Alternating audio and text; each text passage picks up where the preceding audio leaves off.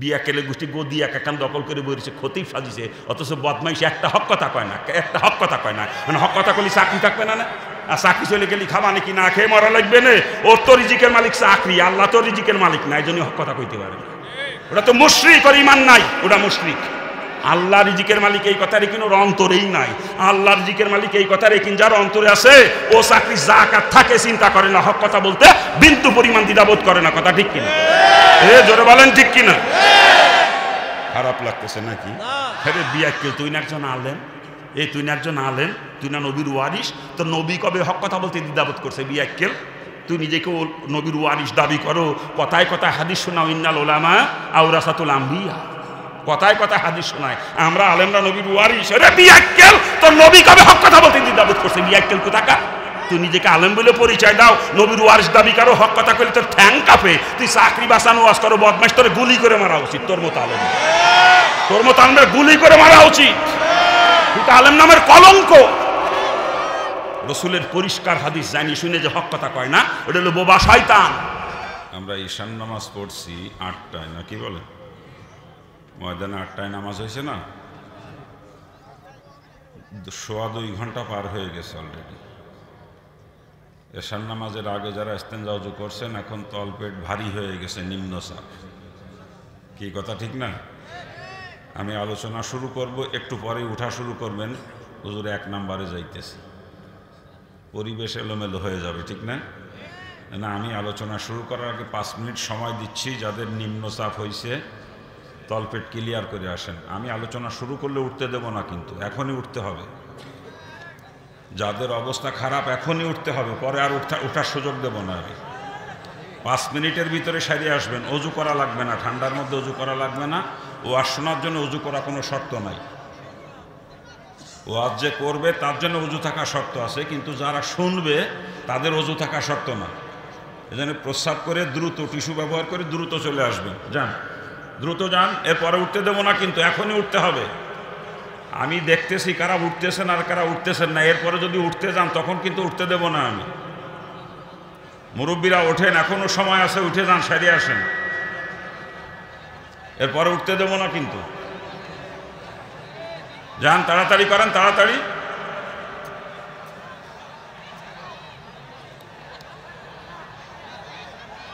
দীর্ঘক্ষণ বসে আছেন ঠান্ডার মধ্যে, স্বাভাবিক, এটা প্রাকৃতিক নিয়ম, প্রাকৃতিক নিয়ম এটা। তলপেট ভারী হয়ে গেছে, নিম্নচাপ, এই জন্য দ্রুত সারিয়ে আসতে হবে, দ্রুত দ্রুত। এরপরে ওঠার সুযোগ দেব না কিন্তু। মাঠ খালি হয়ে যাক, আমার কোনো আফসোস নাই তাতে। যান, তাড়াতাড়ি যান, দ্রুত দ্রুত। বক্তারা স্টেজে উঠে লোক ডাকে ডেকে গুছায়, আর আমি লোক খেদাই। কি ঠিক আছে না? আর এই সুযোগে যারা পিছনে পড়ে গেছেন আপনারা সামনে চলে আসেন। এই সুযোগে যারা পিছনে পড়ে গেছেন আপনারা সামনে চলে আসেন, আর ওনরা এসে পিছনে বসবে। এতক্ষণ ওনরা সামনে বসে ওয়াজ শুনছে, আপনারা পিছনে শুনছেন, অদল বদল হয়ে যা। আসেন, তাড়াতাড়ি চলে আসেন, সামনের দিকে জায়গা খালি হয়েছে অনেক, চলে আসেন। আলহামদুলিল্লাহ, আলহামদুলিল্লাহি কাফা ওয়া সালামুন আলা ইবাদিহিল্লাযিনা ইসতাফা, আম্মা বাদ।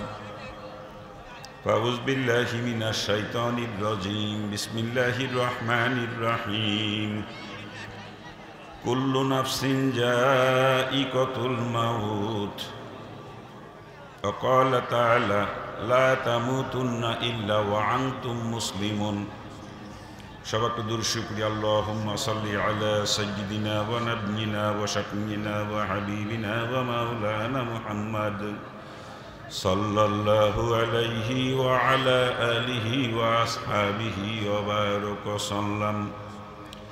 আল্লাহুম্মা সাল্লি আলা সাইয়্যিদিনা ওয়া নাবিয়িনা ওয়া শাফিয়িনা ওয়া হাবিবিনা ওয়া মাওলানা মুহাম্মদ সাল্লাল্লাহু আলাইহি ওয়া আলা আলিহি ওয়া আসহাবিহি ওয়া বারাকা সাল্লাম। আলহামদুলিল্লাহ, ঐতিহ্যবাহী শিমুলিয়া উত্তরপাড়া মসজিদ মাদ্রাসা প্রাঙ্গণে এলাকাবাসীর সহযোগিতায় মাদ্রাসাকে কেন্দ্র করে এলাকার যুব সমাজের উদ্যোগে আয়োজিত আজকের বাৎসরিক মাহফিলের সম্মানিত সভাপতি, উপস্থিত মুআজ্জাজ ওলামা হযরত, দূর দূরান্ত থেকে আগত দিনদার ইমানদার, আমার ইসলাম দরদি বাবাজি ও ভাইজানেরা, পর্দার অন্তরালে শ্রবণরতা আমার স্নেহময়ী মা ও বোনেরা এবং আমার স্নেহের কচিকা আচারা, আপনারা বাদ আসর থেকে নিয়ে দীর্ঘ রাত পর্যন্ত বিভিন্ন ওলামা হযরতের জবান থেকে কোরআন হাদিসের আলোকে অত্যন্ত মূল্যবান আলোচনা শুনেছেন। এখন আমি নালায়েক আপনাদের সামনে উপস্থিত। আল্লাহ পাক যদি তৌফিক এনায়েত করেন এবং সাথে সাথে আপনারা যদি অন্তর থেকে দোয়া করেন, আমি আপ্রাণ চেষ্টা করব কোরআন এবং হাদিসের আলোকে সংক্ষিপ্ত কিছু কথা আপনাদের সামনে বলার জন্য। আসুন সর্বপ্রথম ওই পাকজাতের দরবারে শুকরিয়া জ্ঞাপন করি, যিনি আজকের এই সময়ে এ জমিনের বুকে কোটি কোটি মানুষকে বিবিধ প্রকার নাফরমানির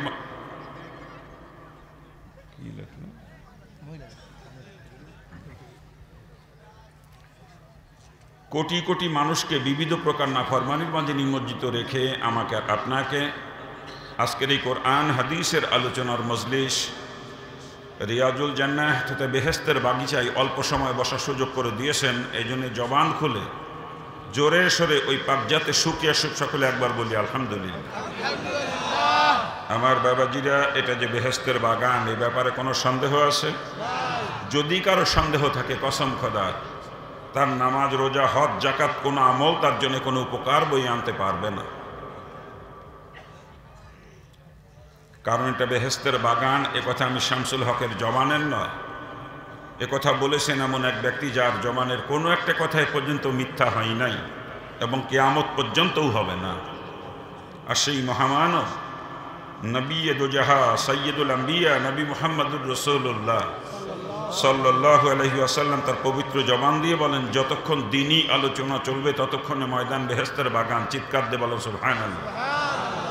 আর তাই বাবাজিরা আমার, রসুলের এই কথার উপরে যদি কেউ সন্দেহ করে তার ঈমানই থাকবে না।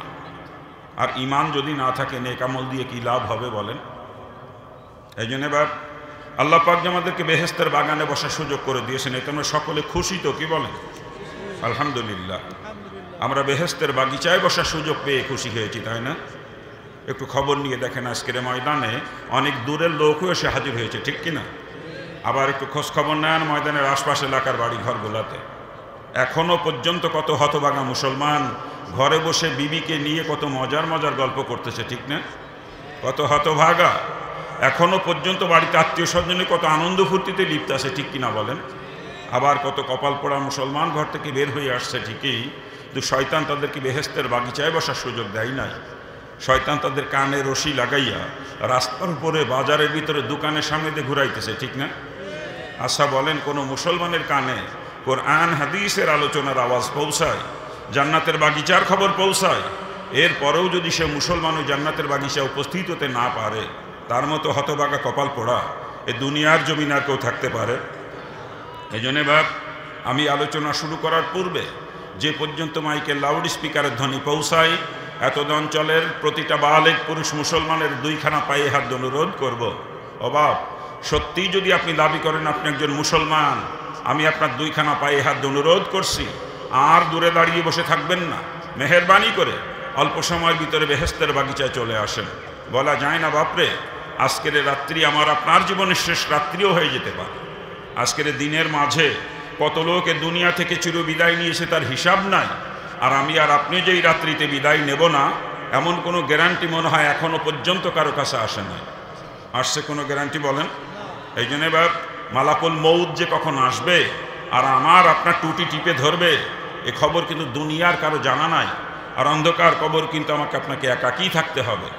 এ দুনিয়ার বাড়ি গাড়ি, টাকা পয়সা, ধন দৌলত, আত্মীয় স্বজন, বিবি বাচ্চা, কেউ আপনার সঙ্গে কবরে যাবে না বাপ। একটু চিন্তা করেন আপনি ওই কবরের কথা, চিন্তা করে অল্প সময়ের জন্যে যিনি যেখানে যে পরিবেশেই থাকেন না কেন, ওই পরিবেশ থেকে পৃথক হয়ে আসেন একটু বেহেশতের বাগিচায়। আল্লাহ পাক যদি চাহে আজকের বেহেশতের বাগিচায় বসাকে জড়িয়া করে আমার আপনার জীবনের সমস্ত গুনাহ খাতা মাফ করে দিতে পারেন। আমার বাবাজিরা, অল্প সময়ের মধ্যে আলোচনা শুরু হবে ইনশাআল্লাহ। আর আলোচনা হবে কোরআনে পাকে দুই জায়গা থেকে দুইটা আয়াতের অংশ তেলাওয়াত করেছি। আল্লাহ পাক তৌফিক দিলে ওর আলোকেই কিছু কথা বলবো। তবে আলোচনার শুরুতে দিক নির্দেশনা আপনারা জানেন, আমি সাধারণত কিচ্ছা কাহিনী আলোচনা করি না, চেষ্টা করি সমাজের মুসলমানের প্রয়োজনীয় কিছু কথা বলার জন্য।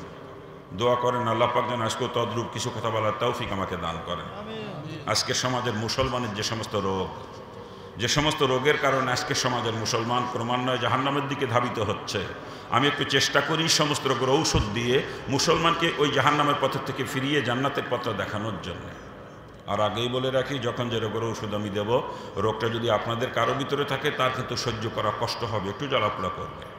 আর এটাই স্বাভাবিক, কারণ রুগীর শরীরে যদি ঘা থাকে, রুগী ডাক্তারের কাছে গেলে ডাক্তার কিন্তু ঘার উপরে মলম লাগাবেই, ঠিক না? আর মলম যখন লাগাবে তখন জ্বালাপোড়া করবেই, কি বলেন? আর জ্বালাপোড়া করার কারণে রুগী যদি এরকম চিন্তাভাবনা করে যে কি ডাক্তারে কি ওষুধ দিলে এত জ্বলে পড়ে যায়, ওই ডাক্তারের কথা শুনবো না, ওই ওষুধ আর ব্যবহার করব না। ওই রুগীর রোগ কি কোনোদিন ভালো হবে বলেন? ওকে রোগ নিয়েই কবরে যাওয়া লাগবে, ঠিক না? তদ্রূপভাবে আমিও যখন যে রোগের ঔষধ দেবো, রোগটা যদি আপনাদের কারো ভিতরে থাকে তারও কিন্তু সহ্য করা কষ্ট হবে, একটু জ্বালাপোড়া করবে। আর জ্বালাপোড়া করার কারণে আপনিও যদি এরকম চিন্তাভাবনা করেন যে কি হুজুরে কি ওয়াজ করতে বেশি কথা কয়, এই চিন্তা করে ময়দান থেকে উঠে যদি বাড়ির দিকে হাঁটেন, বুঝতে হবে আপনার রোগ জিন্দেগিতে ভালো হবে না। আর আপনি যদি রোগ নিয়ে কবরে যান, জাহান্নাম থেকে বাঁচার কোনো রাস্তা আপনার সামনে খোলা থাকবে না। আমি আগেই বলে নিচ্ছি, আমি আপনাদেরকে কিছু বেশি কথা বলবো, এমন অনেক কথা বলবো যেই কথা শোনার পর আপনারা অনেকে লজ্জাও পাবেন। আর এই যে বেশি কথা, লজ্জা দেওয়া কথা বলবো, কসম খোদার এর পিছনে আমার ব্যক্তিগত কোনো স্বার্থ নয়। আমার উদ্দেশ্য যে একটু বেশি কথা বলেও যদি মুসলমানের সন্তানকে জাহান্নামের পথের থেকে ফিরানো যায়।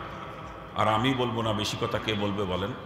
আমি হিন্দুর ঘরে জন্ম নিয়ে আজকে আমি ইসলাম অনুশাসন মেনে চলতে পারি, অথচ আপনাদের মাঝে আমি ইসলাম খুঁজে পাই না। আফসোস লাগে, হিন্দু থাকতে কোরআন হাদিস পড়েছিলাম, পড়ে যে ইসলাম আমি কোরআন হাদিসে পেয়েছিলাম, বর্তমান সমাজের অধিকাংশ মুসলমানের মাঝে সেই ইসলাম আমি খুঁজে পাই না। দুঃখে কলিজাটা কান্দে যে ইসলাম কোথায় আর আজকের সমাজের মুসলমান কোথায়। শুধু এই দুঃখ নিয়ে একটু বেশি কথা আপনাদেরকে বলি। আর এই জন্য যদি একটু বেশি কথা বলি, রাগ করবেন না তো? কেউ সত্যিই রাগ করবেন না তো? এখন বলতেছেন না, কিন্তু যখন ঘাড়ের উপরে পড়বে তখন কিন্তু রাগ হবে। কিন্তু রাগ হইলে আমার করণীয় কিছু নাই, কারণ ব্যক্তি স্বার্থ নিয়ে কোনো কথা আমি বলি না। মুসলমানকে জাহান্নাম থেকে বাঁচানোর উদ্দেশ্যে কথা বলি, তো কারো রাগ হয়, আমার কিচ্ছু আসবে যাবে না, ঠিক কিনা? বাবাজির একটা জিনিস চিন্তা করতে হবে, ডাক্তার রুগীকে কাটে, চেরে অপারেশন করে, ব্যথা দেয়, এটা কি ডাক্তার নিজের ভালোর জন্য করে নাকি রুগীর ভালোর জন্য করে বলেন তো? তা আপনাদের এলাকার কারোর সঙ্গে তো আমার কোনো শত্রুতা নেই, কি বলেন? কারোর সঙ্গে কোনো আত্মীয়তার বন্ধনও নাই, ঠিক কিনা? অর্থের কোনো লেনদেন কারোর সাথে নাই, জমির আল ঠেলাঠেলি নিয়ে বা জমি ভাগাভাগি নিয়ে কোনো দ্বন্দ্ব ফাসাদও কারোর সাথে নাই, ঠিক না? এরপরও আপনাদেরকে আমি বেশি কথা বলবো, কেন বলবো একটু বিবেক দিয়ে চিন্তা করতে পারবো। নিজের স্বার্থে বলবো না, বা যেন আপনাদের ভালোর জন্যই বলবো। এরপরও যদি আমার কথায় কারো রাগ হয়, বুঝতে হবে আসলে তার কপাল পড়ছে, ঠিক কিনা? জোরে বলেন। আসেন, আলোচনা শুরু করতে যাচ্ছি। যারা এখনও দূরে আসেন, মেহেরবানি করে দ্রুত ময়দানে চলে আসতে হবে। বাজান, আপনি মুসলমানের সন্তান মুসলমান, আর আমি হিন্দুর বাচ্চা মুসলমান। আপনাদের মাঝে আসছি আল্লাহর দিন সম্পর্কে কিছু আলোচনা করবো এই আশা নিয়ে। আর এই জন্য অনুরোধ করব, এলাকার একটা মুসলমানের সন্তানও দূরে থাকবে না। যদি কোনো মুসলমানের সন্তানের কানে আমার মাইকের আওয়াজ পৌঁছায়, আমি আবারও আপনার পায়ে হাত অনুরোধ করছি, মেহেরবানি করে ময়দানে চলে আসতে হবে। আর যদি কেউ বলে যে আমি মুসলমানের সন্তান না, তার না আসলেও চলবে, কথা ঠিক না? কিন্তু কোনো মুসলমানের সন্তান দূরে থাকতে পারবে না, কারণ কোরআন হাদিসের আলোচনার আওয়াজ কানে পৌঁছানোর পরে মুসলমান কখনো দূরে থাকতে পারে না, ঠিক না? হ্যাঁ, অনেক সময় আমার নাম শোনার পরে অনেক হিন্দু ভাইয়েরাও আসেন মাহফিলে। যেহেতু আমি হিন্দু থেকে মুসলমান হয়েছি, তা ওনারাও জানতে চান যে আমি কেন মুসলমান হয়ে গেলাম। তা আজকের মাহফিলে হয়তো বা সেরকম দু চারজন হিন্দু ভদ্রকে আসতে পারেন না, কি বলে? আর যদি কোনো হিন্দু ভদ্রক এসে থাকেন, ওনার জন্য কিন্তু ময়দানে বসতে নিষেধ নাই, কারণ এ ময়দান সকলের জন্য উন্মুক্ত। এ কোরআনে কারিমের ময়দান। আর কোরআনে কারিম শুধু মুসলমানের জন্য নাজিল হয় নাই, কোরআনে কারিম নাজিল হয়েছে সমস্ত মানবতার মুক্তির দিশারি হিসাবে, ঠিক না? হুদাল্লিন নাস, সমস্ত মানুষের হাদি হিসাবে কোরআন নাজিল হয়েছে না, কি বলেন? এই জন্য কোরআনের ময়দানে বসতে কারোর জন্য নিষেধ নাই। যদি কোনো হিন্দু বদ্ধক এসে থাকেন, উনিও বসতে পারবেন এই ময়দানে, কোনো অসুবিধা নাই। কিন্তু তারপরেও কথা থাকে, হিন্দু ভাইয়েরা যদি আসেন, ওনাদের আবার এতগুলো টুপিওয়ালা মানুষের সঙ্গে মিলে এ ময়দানে বসতে একটু লজ্জা লাগতে পারে, স্বাভাবিক এটা না, কি বলেন? একটু সংকোচ বোধ হয়। আর ওনারা যদি লজ্জার খাতিরে, সংকোচের কারণে দূরে কোথাও দাঁড়িয়ে বসেও থাকেন, রাস্তার উপরে, বাজারের মধ্যে, দোকানের সামনে থাকেন, আমি তাতেও কোনো আপত্তি করব না। কিন্তু কোনো মুসলমানের জন্য এই ময়দানে বসতে কি লজ্জা লাগতে পারে? মুসলমানের জন্য এখানে লজ্জার কিছু আছে? তাই যদি কোনো মুসলমান এখনো পর্যন্ত ময়দান থেকে দূরে কোথাও থাকেন, রাস্তার উপরে, বাজারের মধ্যে, দোকানের সামনে বা আশেপাশের বাড়ি ঘরে যদি কোনো মুসলমান এখনো থেকে থাকেন, আমি আবারও আপনার পায়ে হাত অনুরোধ করছি, মেহরবানি করে ময়দানে চলে আসতে হবে। আমি হিন্দুর বাচ্চা মুসলমান হয়ে কোরআন হাদিস আলোচনা করব, আর আপনি মুসলমানের সন্তান হয়ে দূরে দাঁড়িয়ে বসে থাকবেন, এটা কখনো মানায় না, ঠিক কিনা? একটা মুসলমান ময়দান থেকে দূরে কোথাও থাকবে না। মাইকের আওয়াজ যদি কানে পৌঁছায় আর নিজেকে যদি মুসলমান বলে দাবি করেন, এই মুহূর্তে আপনাকে ময়দান আসতে হবে, পরিষ্কার করে বলছি। চলে আসবে ইনশাআল্লাহ। এলাকার কোনো মুসলমান দূরে থাকবে না, বিশ্বাস আমার আছে। কি বলেন আপনারা? কারণ আমি হিন্দুর বাচ্চা মুসলমানে কোরআন হাদিস আলোচনা করব, আর মুসলমান ঘরে বসে বউ নিয়ে মজা মারবে, রাস্তার উপরে চার দোকানের সামনে আড্ডা মারবে, এটা কখনো সম্ভব না। কি বলেন? যারা মুসলমান তারা চলে আসবে। আমরা দোয়া করি আল্লাহ পাক মুসলমানদেরকে ময়দান আসার তৌফিক দান করুক। জোরে বলেন আমিন। জোরে বলেন না আমিন। আসতেছে চতুর্দিক থেকে আরও আসবে ইনশাআল্লাহ, কোনো মুসলমান দূরে থাকবে না, বিশ্বাস আমার আছে। কি বলেন আপনারা? ওনারা আসতে লাগুক, আমরা আলোচনার দিকে আগাবো, ঠিক আছে না? আর আলোচনার শুরুতেই অনুরোধ করব, যাদের কাছে মোবাইল আছে মোবাইলগুলো হয় বন্ধ করে রাখতে হবে, না হলে রিংটোন সাইলেন্ট করে নিতে হবে দুইটার একটা। আপনার মোবাইলে রিং আসলে ওই রিংটোনের শব্দ আপনার আশেপাশে কমপক্ষে 10 জন লোকের আর শোনার ক্ষতি হবে, তা আপনি গুনাহগার হয়ে যাবেন। কিন্তু মোবাইল সার্টিফিকেট রেকর্ডিং করতে চান, আপনাকে রিংটোন সাইলেন্ট করে নিয়ে রেকর্ডিং করতে হবে। কারণ রেকর্ডিং ভেতরে কল ঢুকে, তখন যদি রিংটোন বেজে ওঠে আপনার আশেপাশের মানুষের ওয়াজ শোনার ক্ষতি হবে, এতেও আপনি গুনাহগার হয়ে যাবেন। এই জন্য মোবাইলগুলো কোন অবস্থায় আছে সকলে দেখে নিলে ভালো হয়। আমরা আশা করবো কারো মোবাইল রিংটোনের শব্দ আমাদের কানে আসবে না। কি বলেন? আশা করতে পারি তো নাকি? এই মোবাইল যে কত বড় ফিতনা বর্তমানে। মসজিদে জামাতে নামাজ পড়তে গেলে মোবাইলের যন্ত্রণায় নামাজটাও ঠিক মতো পড়া যায় না, ঠিক কিনা? নামাজের মধ্যে কিরিং কিরিং করে বাসতে শুরু করে দেয়, নামাজের ধ্যান নষ্ট হয়ে যায়, কথা ঠিক না? এই জন্য মেহরবানি করে দেখে নেন কার মোবাইলটা কোন অবস্থা আছে। প্রত্যেকে যার যার মোবাইল দেখে নিতে হবে। কোনো মোবাইলে রিংটোন চালু থাকবে না, প্রত্যেকে যার যার মোবাইল দেখে নেন, প্রত্যেকে। আপনারা স্টেজে যিনারা আছেন আপনারা কি তাও তার বাইরে না আওতাভুক্ত, আপনাদেরগুলো দেখে নিলে ভালো হয়। কি সবাই সাইলেন্ট করে আছে তো? চেয়ারম্যান সাহেব সাইলেন্ট করে আছে তো? মুরব্বিরটা মাইকম্যান কই গেল? মাইকম্যান একটা সাইলেন্ট করে আছে তো মোবাইল? জি আলহামদুলিল্লাহ। আলোচনা শুরু করবো। আলোচনা শুরুতে রসুলের হাদিস শোনাবো। রাজি আছেন না আপনারা? রসুল হাদিসের মধ্যে বয়ান করেন, 3টা জায়গার মাঝে তোমরা ফাঁকা রেখো না। যখন নামাজের কাতারে দাঁড়াও, 2 মুসল্লির মাঝখানে যেন ফাঁকা না থাকে। দ্বিতীয়ত যখন স্বামী স্ত্রী এক বিছানায় ঘুমাও, দুজনের মাঝখানে যেন ফাঁকা না থাকে। আর তৃতীয়ত যখন কোনো দিনই মজলিসে বসো, ওইখানেও যেন মাঝখানে ফাঁকা না থাকে। হুজুর বলেন এই 3 জায়গায় যদি মাঝখানে ফাঁকা থাকে, ফাঁকা জায়গায় একজন এসে বসে, বলেন তো কে? জোরে বলেন। মিস্টার ইবলিস। ওর গায়ে কিন্তু আগুন জ্বলতেছে, কেন জানেন? রসুল অন্য হাদিসের মধ্যে বয়ান করেন, যখন কোনো দিনই মজলিস শেষ হয়, একজন ফেরেশতা এরকম ঘোষণা করতে থাকে, হে মজলিসওয়ালারা, তোমরা এমনভাবে মজলিস থেকে ওঠো যেন তোমরা একজন নবজাত শিশু।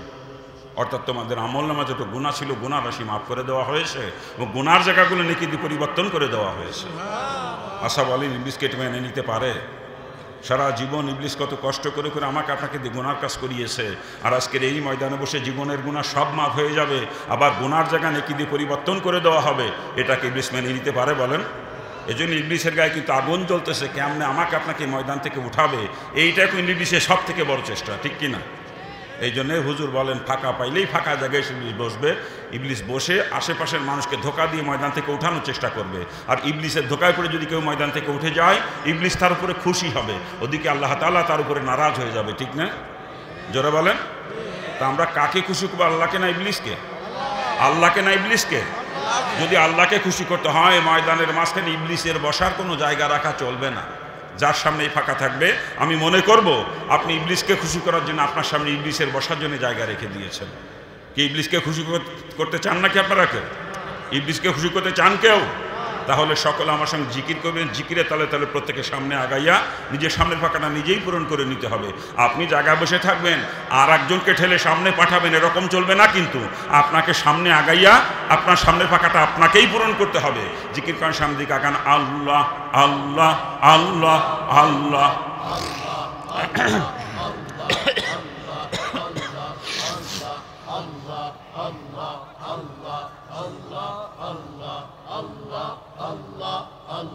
আগান আগান আগান আগান। আমি জায়গায় বসে কাউকে জিকির করতে বলি না, জিকির করতে বলছে সামনা গাইতে বলছি। কারো সামনে কোনো ফাঁকা জায়গা থাকবে না, ইবলিসের বসার কোনো জায়গা ময়দানের মাঝখানে থাকবে না। আগান দ্রুত দ্রুত দ্রুত দ্রুত গাইতে হবে, দ্রুত দ্রুত দ্রুত। কি বাজানরা বসে আছেন কেন? সামনে ফাঁকা থাকান। কি হয়েছে? আগান। কি হয়েছে কি? হ্যাঁ, জুতা রাখতে অত জায়গা লাগে?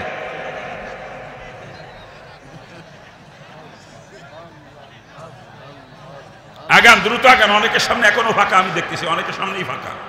আমি তো উপরে বসা, পুরা ময়দানের অবস্থা দেখতেছি আমি।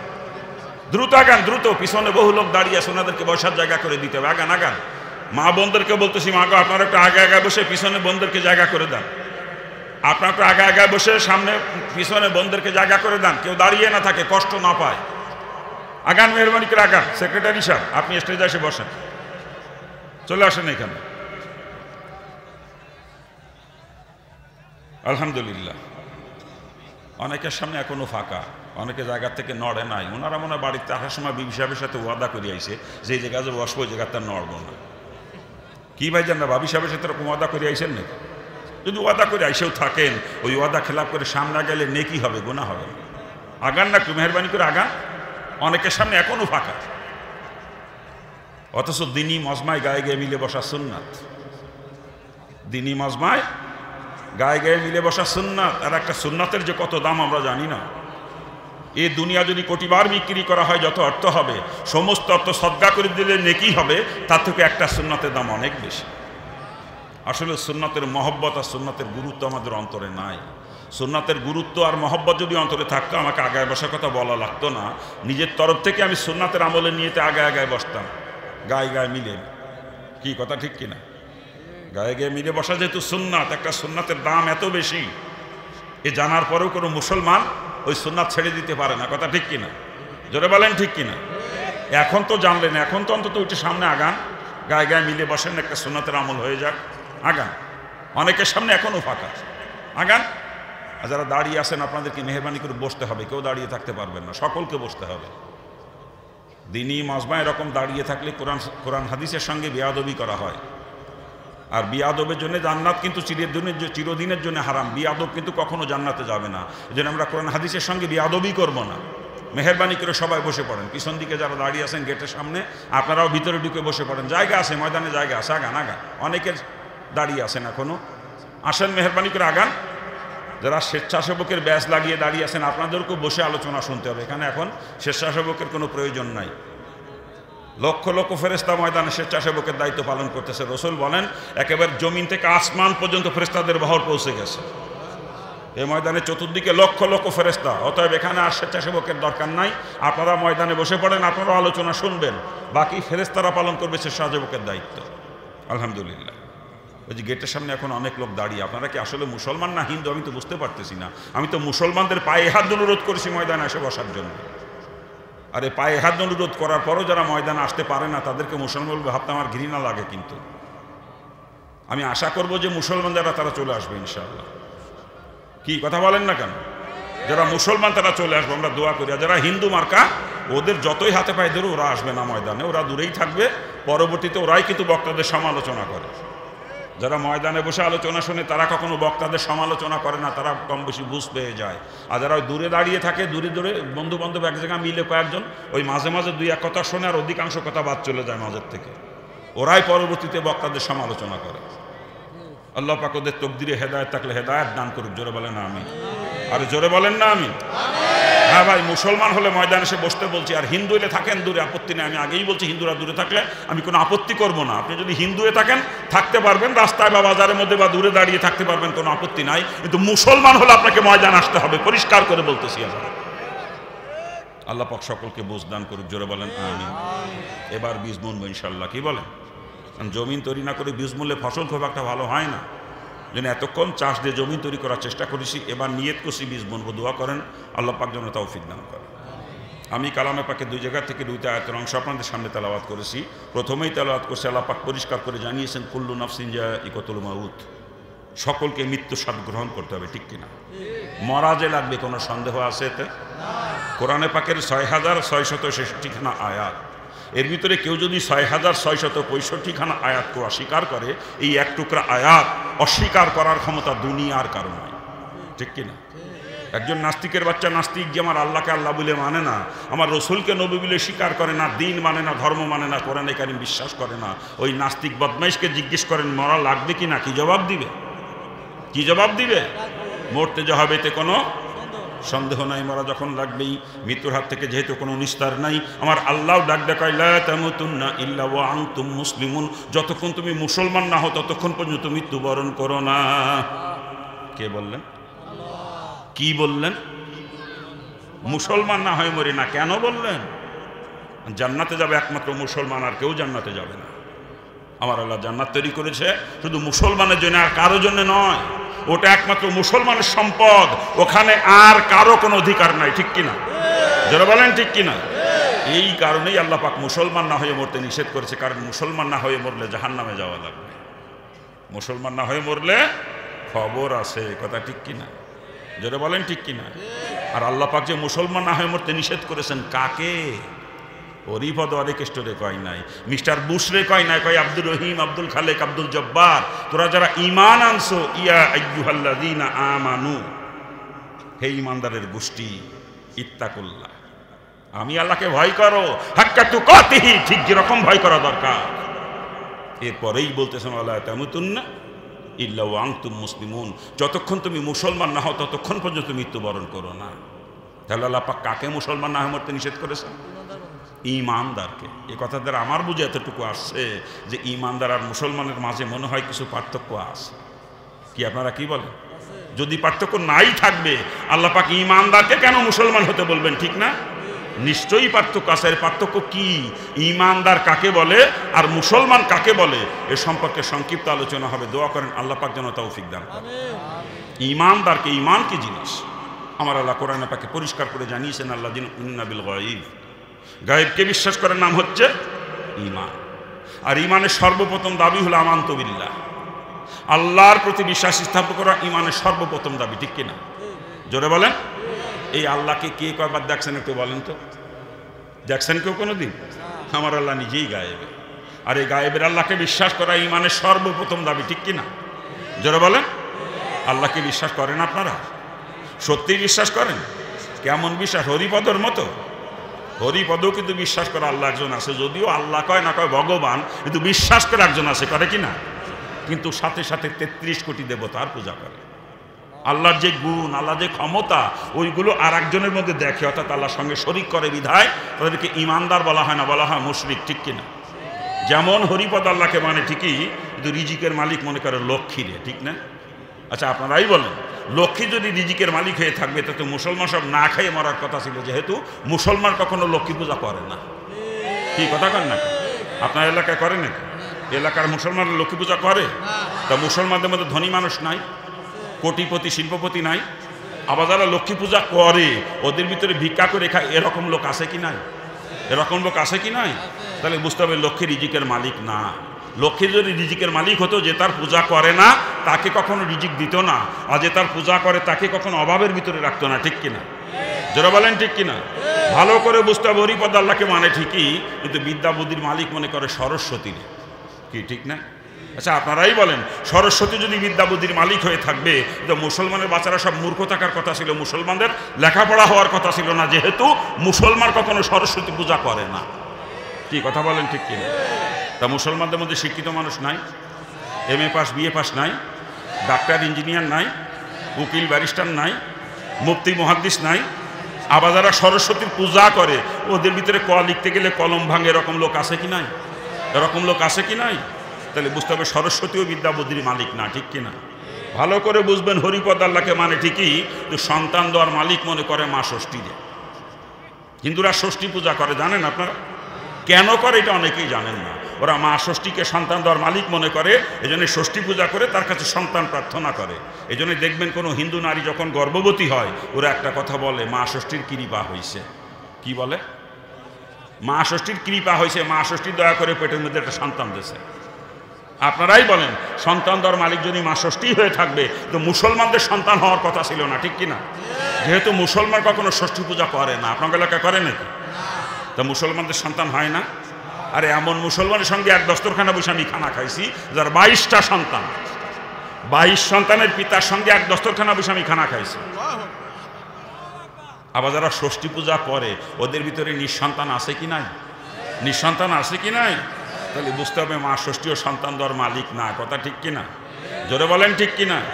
ভালো করে বুঝবেন, রিজিকের মালিক লক্ষ্মী না, বিদ্যা বুদ্ধির মালিক সরস্বতী না, সন্তান দেওয়ার মালিক মা ষষ্ঠী না, সব কিছুর মালিক আমার মাওলা। আমার আল্লাহ স্বয়ং সম্পূর্ণ, সর্বময় ক্ষমতার অধিকারী, সর্বগুণে গুণান্বিত। এই কথার একিন 100 ভাগের 100 ভাগ অন্তরে জায়গা দিতে হবে। এর নাম হচ্ছে ঈমান। এর নাম কি? জোরে বলেন। ভাজান হরিপদ আল্লাহকে মানে ঠিকই, রিজিকের মালিক লক্ষ্মীকে মানার কারণে আজকে আমরা তাকে ইমানদার বলি না, বলি মুশরিক, ঠিক না? দুঃখ, আমি আপনিও আল্লাহকে মানি ঠিকই, রিজিকের মালিক কেউ বানাইছি জমিন দিয়ে, কেউ বানাইছি ব্যবসারে, কেউ বানাইছি চাকরি দিয়ে। আমরা যারা কৃষি কাজ করি আমাদের ধ্যান ধারণা বর্তমানে এরকম, এবছর জমিনে যে ফসল হয়েছে কেমনে যে চলবে না আল্লাহ জানে। আমরা জমিনে রিজিকের মালিক বানিয়ে বসে আছি, ঠিক না? যারা ব্যবসা করি আমাদের চিন্তা চেতনা এরকম, বর্তমান ব্যবসার যে পরিস্থিতি, সামনে কি না খাইয়েই মরা লাগে নাকি? আমরা ব্যবসাকে রিজিকের মালিক বানিয়ে বসে আছি। যারা চাকরি বাকরি করতেছি আমাদের ধ্যান ধারণা কোনো কায়দায় চাকরি যদি চলে যায় গোষ্ঠী শুদ্ধ না খেয়ে মরা লাগবে। আমরা চাকরিকে রিজিকের মালিক বানিয়ে বসে আছি, ঠিক না? হরিপদ আল্লাহকে মানে ঠিকই, লক্ষ্মীকে রিজিকের মালিক মনে করার কারণে যদি সে মুশরিক হয়ে থাকে, আমি আপনি আল্লাহকে মানি ঠিকই, রিজিকের মালিক কেউ বানাইছি জমিন রে, কেউ ব্যবসা রে, কেউ চাকরি রে। ওই হরিপদর মধ্যে আমার আপনার মধ্যে কোনো পার্থক্য নয়। হরিপদ যদি মুশরিক হয়ে থাকে আমি আপনিও মুশরিক। কি কথা ঠিক কিনা? জোরে বলেন ঠিক কিনা? বাজান আমার আল্লাহ হরিপদর ভগবানের মতো না যে রিজিকের ব্যাপারে লক্ষ্মীর সাহায্য নিতে হবে। আমার আল্লাহ স্বয়ং সম্পূর্ণ, সর্বময় ক্ষমতার অধিকারী, সর্বগুণে গুণান্বিত। আমার আল্লাহ আমার আপনার রিজিক দেওয়ার ব্যাপারে জমিনের মোকাপেক্ষী না, ব্যবসার মোকাপেক্ষী না, চাকরির মোকাপেক্ষী না। আল্লাহ পাক আসমান থেকে রিজিকের ফয়সালা করেন। কথা ঠিক কিনা? জোরে বলেন ঠিক কিনা?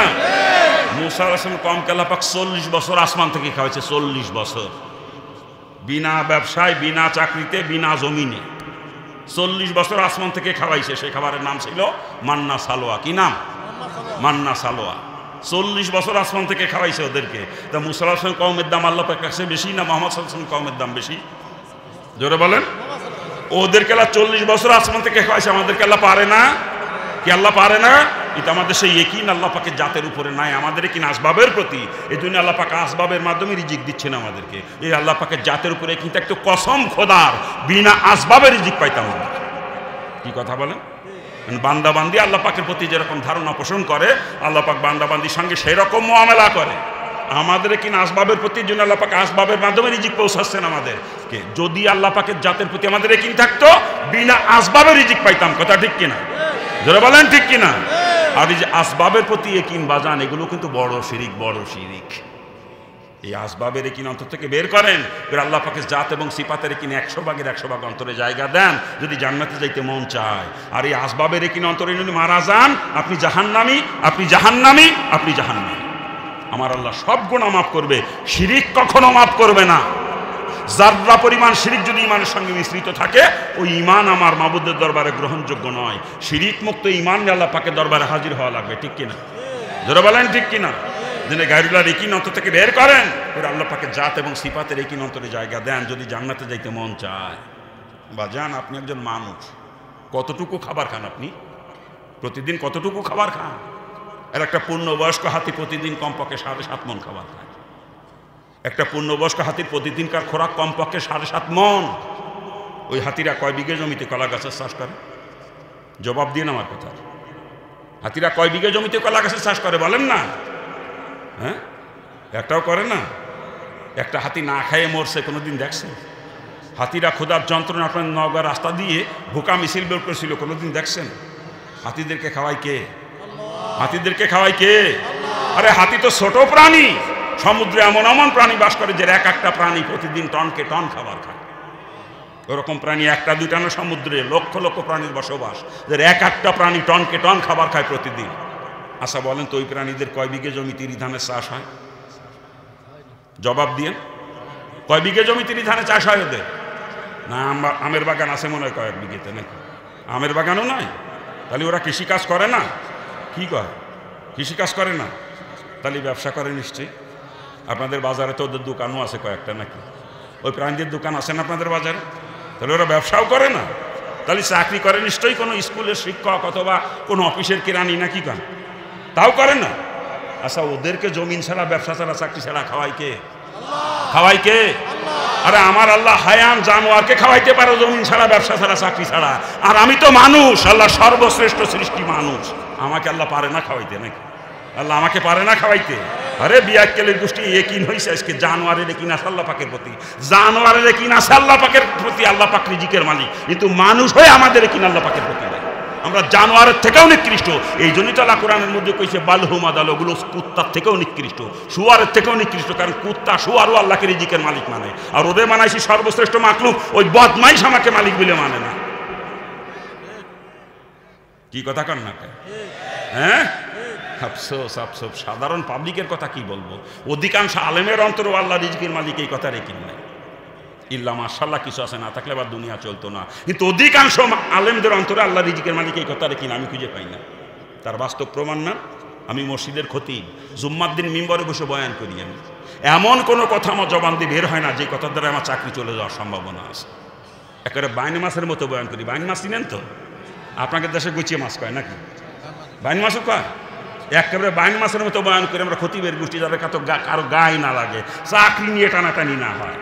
কি কথা ঠিক কিনা? চাকরি বাঁচানো ওয়াজ করে আমরা খতিবের গোষ্ঠী, চাকরি বাঁচানো ওয়াজ করি। আইনুদ্দিনের গজল মনে পড়ে যায়, চাকরি ভয় করো যদি ছেড়ে দাও ওই না গদি। বিয়াক্কেলের গোষ্ঠী গদি এক একান দখল করে বসেছে, খতিব সাজিছে, অথচ বদমাইশ একটা হক কথা কয় না, একটা হক কথা কয় না। হক কথা করলে চাকরি থাকবে না? আর চাকরি চলে গেলি খাবা নাকি না খেয়ে মরা লাগবে না? ওর তো রিজিকের মালিক চাকরি, আল্লাহ তো রিজিকের মালিক না, এই জন্য হক কথা কইতে পারে না। ওটা তো মুশরিক, ওর ঈমান নাই, ওটা মুশরিক। আল্লাহ রিজিকের মালিক এই কথা রেখিন ওর অন্তরেই নাই। আল্লাহ রিজিকের মালিক এই কথা রেখিন যার অন্তরে আছে, ও চাকরি জাকাত থাকে চিন্তা করে না, হক কথা বলতে বিন্দু পরিমাণ দ্বিধাবোধ করে না। কথা ঠিক কিনা? জোরে বলেন ঠিক কিনা? খারাপ লাগতেছে নাকি? আরে বিয়াক্কেল, তুই না একজন আলেম, তুই না একজন আলেম, তুই না নবীর ওয়ারিস, তো নবী কবে হক কথা বলতে দ্বিধাবোধ করছে? বিয়াক্কেল, তুই নিজেকে নবীর ওয়ারিস দাবি করো, কথায় কথায় হাদিস শোনাও, ইন্নাল উলামা আওরাসাতুল আম্বিয়া, কথায় কথায় হাদিস শোনায় আমরা আলেমরা নবীর ওয়ারিস। আরে বিয়াক্কেল, তোর নবী কবে হক কথা বলতে দ্বিধাবোধ করছে? বিয়াক্কেল কোথাকার? তুই নিজেকে আলেম বলে পরিচয় দাও, নবীর ওয়ারিস দাবি করো, হক কথা কইলে তোর ঠ্যাং কাঁপে। তুই চাকরি বাঁচানো ওয়াজ করো, বদমাইশ, তোর গুলি করে মারা উচিত। তোর মতো আলেম, তোর মতো আলেমের গুলি করে মারা উচিত। তুই তো আলেম নামের কলঙ্ক। রসুলের পরিষ্কার হাদিস জানি শুনে যে হক কথা কয় না, ওটা হলো বোবা শয়তান। আর কোনো বোবা শয়তানের পিছনে নামাজ হয়? এই বোবা শয়তানের পিছনে নামাজ হয়? গুলো ঘাট ধাক্কা দিয়ে মসজিদ থেকে বের করেন, করে যারা হক কথা বলতে পারে তাদেরকে জায়গা দেন মসজিদে। আল্লাহ মাফ করুক, বাংলাদেশে তো আলেম, বিশ্বের অন্য কোনো দেশে এরকম আলেম নাই। কথা ঠিক কিনা? আমরা আলেমের গোষ্ঠী দেখলে হেদায়েত পাইতাম দেশে 100 বছর আগে, ইসলাম কায়েমীতে 100 বছর আগে। এই জন্য আমি মাঝে মাঝে দোয়া করি, আল্লাহ তোমাদের আলেম সমাজকে আগে হেদায়েত দান করো। আরে সাধারণ পাবলিক তো আলেমদেরকে অনুসরণ করবে। কথা ঠিক কিনা? আমরা আলেমরা যদি গোল আলু মার্কা, ওই সাধারণ পাবলিক যাবে কোন জায়গায়? বর্তমানে আমার অধিকাংশ আলেম হয়েছি গোল আলু মার্কা, গোল আলু মার্কা। গোল আলু চিনেন আপনারা? ও সব জায়গায় কাটে, বর্তায় কাটে, বাজিতে কাটে, সসবিতে কাটে, মাছের মধ্যে কাটে, গোস্তের মধ্যে কাটে, ডালির মধ্যে কাটে, খিচুড়ির মধ্যে কাটে, আবার বিরিয়ানির মধ্যেও মানুষ গোল আলু দেয়। কি কথা কান ঠিক কিনা? তা আমরা অধিকাংশ আলেমের গোষ্ঠী হচ্ছে গোল আলু মার্কা। আমরা সুদ করে সাথেও তালে তাল মিলিয়ে চলি, ঘুষ করে সাথেও তালে তাল মিলিয়ে চলি, বদমাইশের সাথেও তালে তাল মিলিয়ে চলি, নাস্তিকের গোষ্ঠীর সাথেও তালে তাল মিলিয়ে চলি। কি কথা ঠিক কিনা? আল্লাহ পাক আমাদের গোল আলুর গোষ্ঠীর আগে হেদায়েত দান করুক। জোরে কান আমিন। আরে জোরে কান না আমিন। আমরা আলেমের গোষ্ঠী হেদায়েত পাইলে দেশে 100 বছর ইসলাম কায়েম হয়ে যেত। 100 বছর আগে এদেশের ওলামা ইকরাম কি করে কিয়ামতে আল্লাহ পাককে মুখ দেখাবে, রসুলের সামনে দাঁড়াম। আমার বেরেনে ধরে না, এটা আমার বেরেনে ধরে না। 92% মুসলমানের এই দেশ, কোটি কোটি আলেমের এই দেশ আজকে পরিচালিত হচ্ছে কুফরি গণতন্ত্র দিয়ে।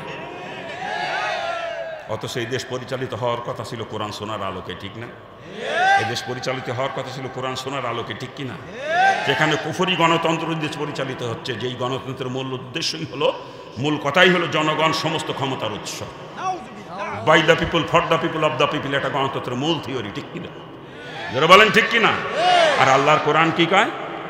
ইন্নাল্লাহ আলা কুল্লি শাইইন কাদির। সমস্ত ক্ষমতার উৎস কে? আল্লাহ। এই কোরআন বলতেছে সমস্ত ক্ষমতার উৎস আমার আল্লাহ, আর গণতন্ত্র কয় সমস্ত ক্ষমতার উৎস জনগণ। এই গণতন্ত্র যদি কেউ বিশ্বাস করে, জনগণকে ক্ষমতার উৎস বলে মনে করে, তার কি ঈমান আছে? তার কি ঈমান আছে? অর্থাৎ গণতন্ত্র যারা বিশ্বাস করে সব কাফের, বিনা দলিলে কাফের, কোনো দলিল লাগবে না। কথা ঠিক কিনা? যারা বলেন ঠিক কিনা? যারা আল্লাহকে বাদ দিয়ে জনগণকে ক্ষমতার উৎস মনে করে ওরা কাফের, ওরা কাফের, ওরা কাফের। কথা ঠিক না?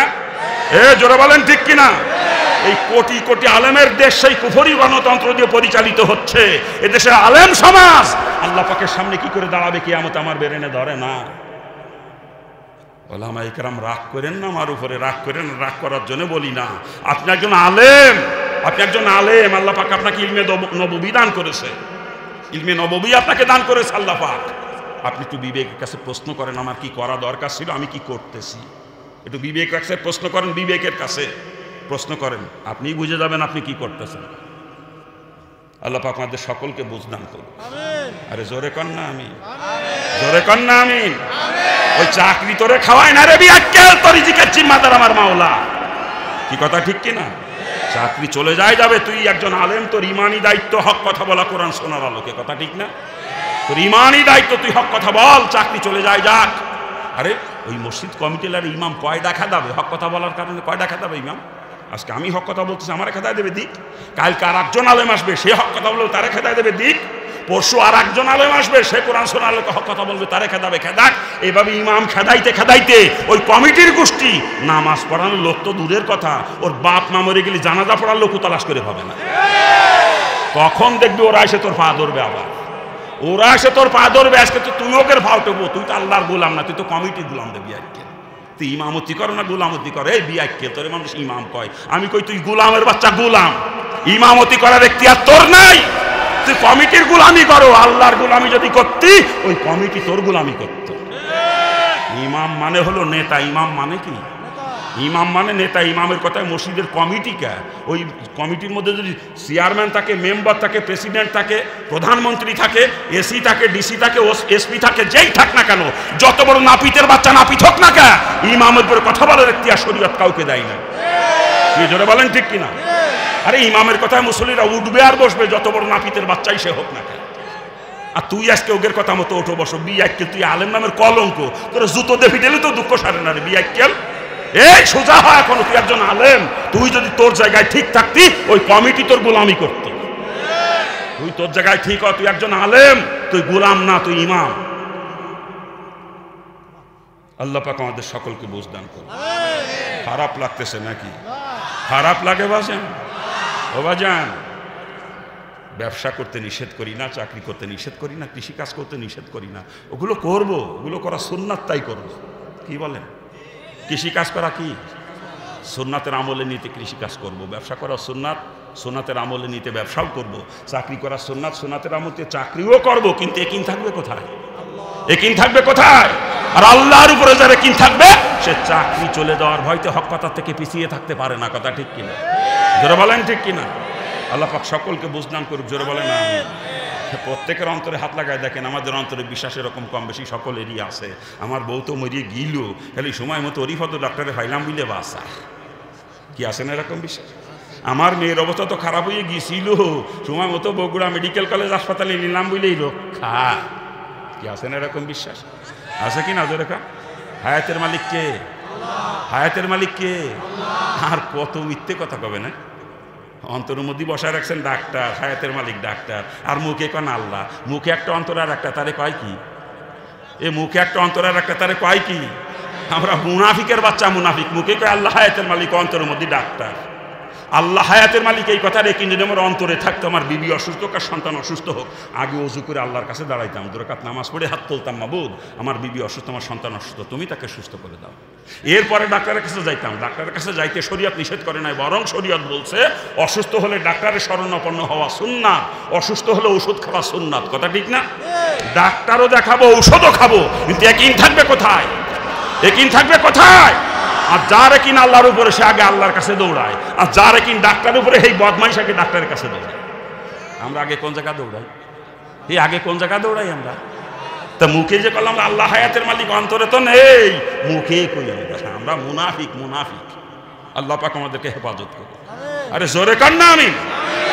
ডাক্তার দেখানো সুন্নাত, সুন্নাতের আমল নিতে ডাক্তারও দেখাবো, ঔষধ খাওয়া সুন্নাত, সুন্নাতের আমলে নিতে ঔষধও খাবো, কিন্তু একই থাকতে পারবে আল্লাহ পাকের জাতের উপরে, কথা ঠিক কিনা?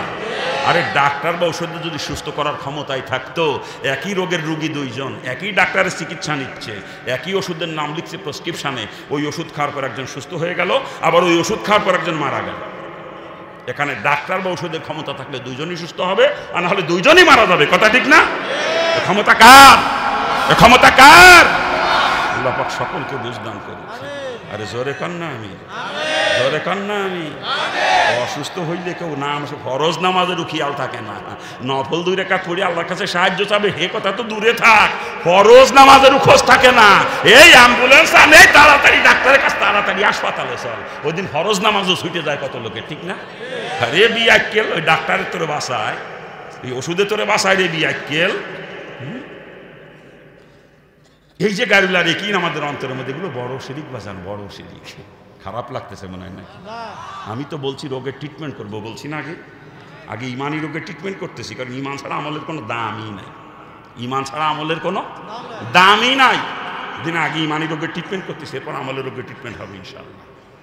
বাজান, এই যে শিরক অন্তরের মধ্যে, এই অবস্থায় মারা গেলে ডাইরেক্ট জাহান্নামে যাবেন, ডাইরেক্ট, কোনো নিস্তার নাই, কোনো নিস্তার না। আল্লাহ পাক সব গুনাহ মাফ করবে, শিরিক কখনো মাফ করবে না, কথা ঠিক কিনা? জোরে বলেন ঠিক কিনা? আর ইমান ছাড়া নেক আমলের কোনো মূল্যই নাই, কোনো মূল্যই নাই, কথা ঠিক না?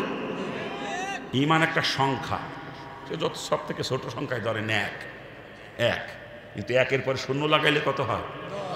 কি ওদের কি হয়েছে? দুইজনের মধ্যে ইশারায় কথা চলতেছে না, কোথায় রাখছি? একের পরে 0 লাগাইলে কত হয়? আর একটা লাগাইলে, আর একটা লাগাইলে, আর একটা লাগাইলে 10,000, 1 লাখ, 10 লাখ, কোটি, এভাবে বাড়তেই থাকে, ঠিক কিনা? কিন্তু বাম দিক থেকে সংখ্যাটা মুছে দিবেন, 0 যতগুলোই থাকুক তো অনেক দাম নাকি? হ্যাঁ, 0-র কোনো দাম নাই। যেমন সংখ্যা ছাড়া 0-র কোনো মূল্য নাই, ইমান ছাড়া নেক আমল 0-র কোনো মূল্য নাই, কথা ঠিক কিনা? যারা বলেন ঠিক কিনা? ইমান হলো 1, আর যত নেক আমল আছে এগুলো 0। একের পরে 0 লাগলে 10 হয়, আর একটা লাগলে 100 হয়, আর একটা লাগলে 1000 হয়, আর একটা লাগলে 10,000, এবার বাড়তেই থাকে। আপনার ইমান যদি শিরিক মুক্ত হয়ে যায়, যত নেক আমল করবেন আপনার মর্যাদা বাড়তেই থাকবে, কথা ঠিক কিনা? সারা রাত তাহাজ্জুদ মারেন আপনি, সারা রাত কপাল কালা বানায় ফেলাইছেন তাহাজ্জুদ মারতে মারতে। বছরে বছরে নফল রোজা, এই নফল হজ করতে যান, বছরে বছরে চান্দে চান্দে নফল রোজা রাখেন, উরি ঠেলা।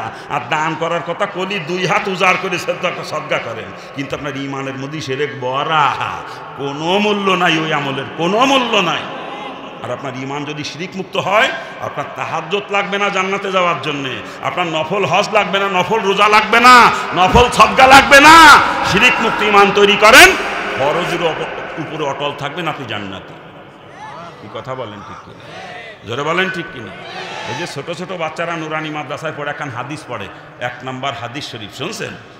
এই ছোট ছোট বাচ্চারা 1 নাম্বার হাদিস শরীফ শোনায়, ক্বালা নবী সাল্লাল্লাহু আলাইহি ওয়াসাল্লাম আখলিস দীনাকা ইয়াকফিকাল আমালুল কলিল। শুনছেন কোনদিন? হাদিসের অর্থ, নবী করিম সাল্লাল্লাহু আলাইহি ওয়াসাল্লাম বলেছেন, তোমার ইমানকে খাঁটি করো, অল্প আমলই তোমার নাজাতের জন্য যথেষ্ট হইবে। শুনছেন কোনদিন? এই নুরানির এতটুক বাচ্চারা হাদিস কান করে শোনায়, অর্থও বলে দেয়। শোনেন নাই কোনোদিন? ওই শোনেন, এই কান্দে ঢোকান, এই কান্দে বের করে দেন, কিন্তু কি যে কইল এ নিয়ে চিন্তাও করেন না জীবনে, এ নিয়ে চিন্তাও করেন না জীবনে। ইমানকে খাঁটি করো, অল্প আমল তোমাকে জান্নাতে নিয়ে যাবে। তো শিরিক মুক্ত ইমান তৈরি করো, তোমার তাহাজ্জুদ লাগবে না জান্নাতে যাওয়ার জন্য, তোমার নফল হজ লাগবে না, নফল রোজা লাগবে না, নফল সদকা লাগবে না। ইমান শিরিক মুক্ত বানাও, তুমি ফরজের উপর অটল থাকলে তুমি জান্নাতে। এরপরে নফল ইবাদত যত বেশি করতে পারবা, তত তোমার মর্যাদা বাড়বে জান্নাতের মধ্যে, কথা ঠিক না? কি জোরে বলেন? তোমার ইমানের মধ্যে শিরক বড়া, তুমি ফাসা তাহাজ্জুদ মারো, বিয়াক্কেল কোথাকার, ওই তাহাজ্জুদ তোরে জাহান্নামে নিয়ে যাবে রে বদমাইশ। আগে ইমানকে শিরিক মুক্ত কর। আমি একটা উদাহরণ দিয়ে থাকি, দেব? এ ভাই জান, এই গান কই, এই কই যান, এই যান কই? আমি তো ছুটি দিছিলাম সে সময়, যান নাই কে? এ করবেন আপনারা জানি, এই জন্যই তো ছুটি দিছিলাম আগে। তো ছুটিও নাই না, ক্লাস চলতেছে এখানে, আমি শিক্ষক, সবাই আমার ছাত্র আজকে, কথা ঠিক না? চেয়ারম্যান সাহেব এখন আমার ছাত্র, চেয়ারম্যান সাহেব, এ মুরব্বীও আমার ছাত্র, এই মুরব্বীও আমার ছাত্র এখন, কথা ঠিক কিনা? যারা বলেন আর ক্লাস চলাকালীন কোনো ছাত্র শিক্ষকের কাছ থেকে ছুটি না নিয়ে ক্লাসের বাইরে যাইতে পারে? যদি নিজের ইচ্ছা মতো বাইরে যায় আর আসে, ওই ছাত্রকে মানুষ কি বলে? বিয়াদব। বিয়াদব। আর বিয়াদবের জন্য তো জান্নাতে কোনো জায়গা নাই, কথা ঠিক না? বিয়াদবের জন্য জান্নাত তো হারাম। আমার ছাত্ররা বিয়াদবি করবে এটা তো আমি চাই না। ছুটি চাইলে ছুটি দেব, একবার দিছিলাম, জান নাই, ভুল করছেন। এবার যদি নতমস্তকে আবার ছুটি চান ছুটি দেবো, কিন্তু ছুটি না নিয়ে যদি চলে যান বিয়াদবের খাতায় নাম উঠে যাবে। কিন্তু ক্লাস চলতেছে এখন, কথা ঠিক কিনা? জোরে বলেন ঠিক কিনা? ক্লাস চলতেছে এখন, শিক্ষকের কাছ থেকে ছুটি না নিয়ে ক্লাসের বাইরে যাওয়া যাবে না। কি ঠিক তো? হ্যাঁ, যদি তারা যেমন জরুরি হয় যে নিম্ন চাপে তলপেট ফাইটিয়ে যাচ্ছে, কাপড় নষ্ট হওয়ার উপক্রম, আঙ্গুল একটা উঁচা করবেন, আমি বুঝবো ছাত্র এটা প্রস্রাব করতে যায়। যদি কারো পায়খানার চাপ আসে, 2 আঙ্গুল জাগাইলে বুঝবো যে ছাত্র এটা পায়খানায় যায়। যদি কারো চা খাওয়ার দরকার হয় 3 আঙ্গুল জায়গায় আমি বুঝবো এটা চা খাইতে যায়। যদি কারো টান দেওয়ার দরকার হয় 4 আঙ্গুল জায়গায় আমি বুঝবো এটা টান মারতে যায়। ছুটি নিয়ে যাই না, আমি ছুটি দেবো, আমি একেবারে তেড়া শিক্ষক না, ছুটি দেবো। কিন্তু ছুটি না নিয়ে যেইডে যাবেন ওইটার নাম বিয়াদবের খাতা উঠে যাবে, মনে রেখে দিয়ে। কি ঠিক আছে না? কি ঠিক আছে না? ক্লাস শেষ না হওয়া পর্যন্ত কোনো ছাত্র ক্লাস থেকে বাইরে যাইতে পারবে না ছুটি না নিয়ে। কি ঠিক আছে তো? ঠিক আছে তো? আল্লাহ পাক সকলকে বুঝদান করুক, জোরে বলে না আমি। কোথায় রাখছিলাম কথা কোথায় রাখছিলাম? একটা উদাহরণ দেব। আমার এলাকায় এই শীতের সিজনে বিলের পানি যখন কমে যায়, বর্ষাকালে তো বিল একেবারে ভরপুর থাকে পানিতে টইটুম্বুর বিল, নাকি কন?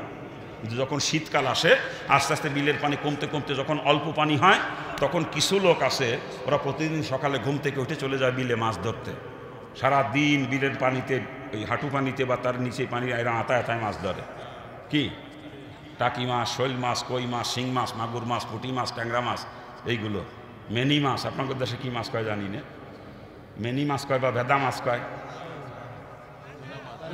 রয়না মাছ কয়, রয়না মাছ, ওইগুলো হাতে ধরে। কি আছে নাকি আপনাদের দেশে ধরে? সকালেতে সন্ধ্যা পর্যন্ত হাতায় মাছ ধরে, বিকাল সন্ধ্যার সময় মাছগুলো বিক্রি করে চাউল ডাউল তরি তরকারি কিনে নিয়ে বাড়ি যায়। এরকম কিছু লোক আছে আমার এলাকায়, দেখছি। আপনাদের এলাকা আছে না? ওরা আবার মাছ রাখার জন্য একটা পাত্র নিয়ে যায় সাথে করে, যাতে মাছটা সারাদিন জীবিত থাকে। মরে গেলে তো মানুষ কিনতে চায় না, সকালে যেটা দৌড়ছে যদি সন্ধ্যে পর্যন্ত আমরা দেয় এমনি, তো মরে কুইয়ে হয়ে যাবে, পচা খুঁজে যাবে, ঠিক না?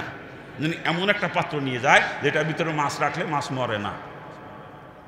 ওই পাত্রটা বানায় বাঁশের কঞ্চির থেকে বেতি উঠায়, বেতি দিয়ে বানায়। আমার এলাকার পাত্রটাকে বলে খাইলই। আপনাদের দেশে কি কয়? আছে না? খলাই। আপনার কাছে খলাই কয়? ওই একটু পাত্র, আমাদের খালুই আপনাদের খলাই নাকি? হ্যাঁ, তো খলাই নিয়ে গেছে মাছ ধরতে। তো খলার তলি হইলো বাঙ্গা। খলার তলি কি? বাঙ্গা। সকালের থেকে সন্ধ্যে মতো মাছ ধরে ধরে খলার মধ্যে থুইছে। সন্ধ্যার সময় তো মাছ সবগুলোই পাবে নাকি? কি সবগুলো পাবে? তো একটাও পাবে না। কেন? খলার তলি ভাঙ্গা নাকি? কেন? এই জন্য বাজান, মাছ যদি পাইতে হয় খলার তলি মেরামত করা লাগবে। আপনার ইমানের খলার তলি ভাঙ্গা, আপনি তাহাজ্জত মারেন, মাছ ধরে ধরে থচ্ছেন, ওর মধ্যে তাহাজ্জতের মাছ ধরে তুইছেন, এই নফল রোজার মাছ ধরে তুইছেন, সবই তো পাবেন সন্ধ্যের সময় নাকি? সবই তো পাবেন নাকি? হ্যাঁ, বিয়াক্কেলের গোষ্ঠী খলার তলি মেরামত করেন, ইমানকে শিরক মুক্ত বানান। যদি জান্নাতে যাইতে মন চায়, মাছ যেইটা ধরবেন ওইটাই পাবেন সন্ধ্যার সময় হাজির, কথা ঠিক কিনা?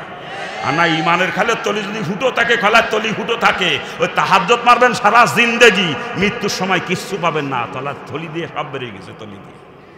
কি কথা ঠিক কিনা? যারা বলেন ঠিক কিনা? যেন আগে ইমানকে ঠিক করেন, শিরক মুক্ত ইমান তৈরি করেন, অল্প আমল করবেন, আপনি জান্নাতে। কি কথা বলেন ঠিক কিনা? যারা বলেন ঠিক কিনা? আর যেহেতু ইমান ছাড়া নেক আমলের কোনো মূল্যই নাই, যেন আগে ইমানের রোগের ট্রিটমেন্ট করতেছি, এরপর আমলের রোগের ট্রিটমেন্ট হবে ইনশাআল্লাহ। কি রাজি আছেন তো? রাজি আছেন তো? আসেন। আবার শুধু আল্লাহ সম্পর্কে বিশ্বাস করা ইমানের শেষ কথা নয়। গায়েবের যত খবর নিয়ে আসছে নবী রাসূলরা, সমস্ত খবরকে 100 ভাগের 100 ভাগ বিশ্বাস করার নাম হচ্ছে ইমান। ঠিক কিনা? জোরে বলেন। কি জোরে বলেন ঠিক কিনা? ও বাজান, ফেরেশতাদেরকে কি ডাকা দিন দেখছেন? কান্দে ফেরেশতারা তালই আয় নাকি? দেখছেন কেউ কোনোদিন?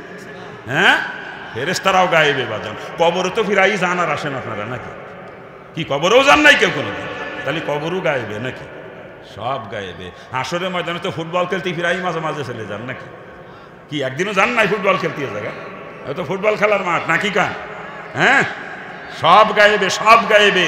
আখের একটা ব্রিজ পার হওয়া লাগবে, আমাকে যমুনা সেতুর মতো নাকি? পদ্মা সেতুর মতো হ্যাঁ, ও ব্রিজ তো ফিরাই পার হন নাকি আপনারা? ফিরাই পার হন না? ব্রিজের নাম কি জানো?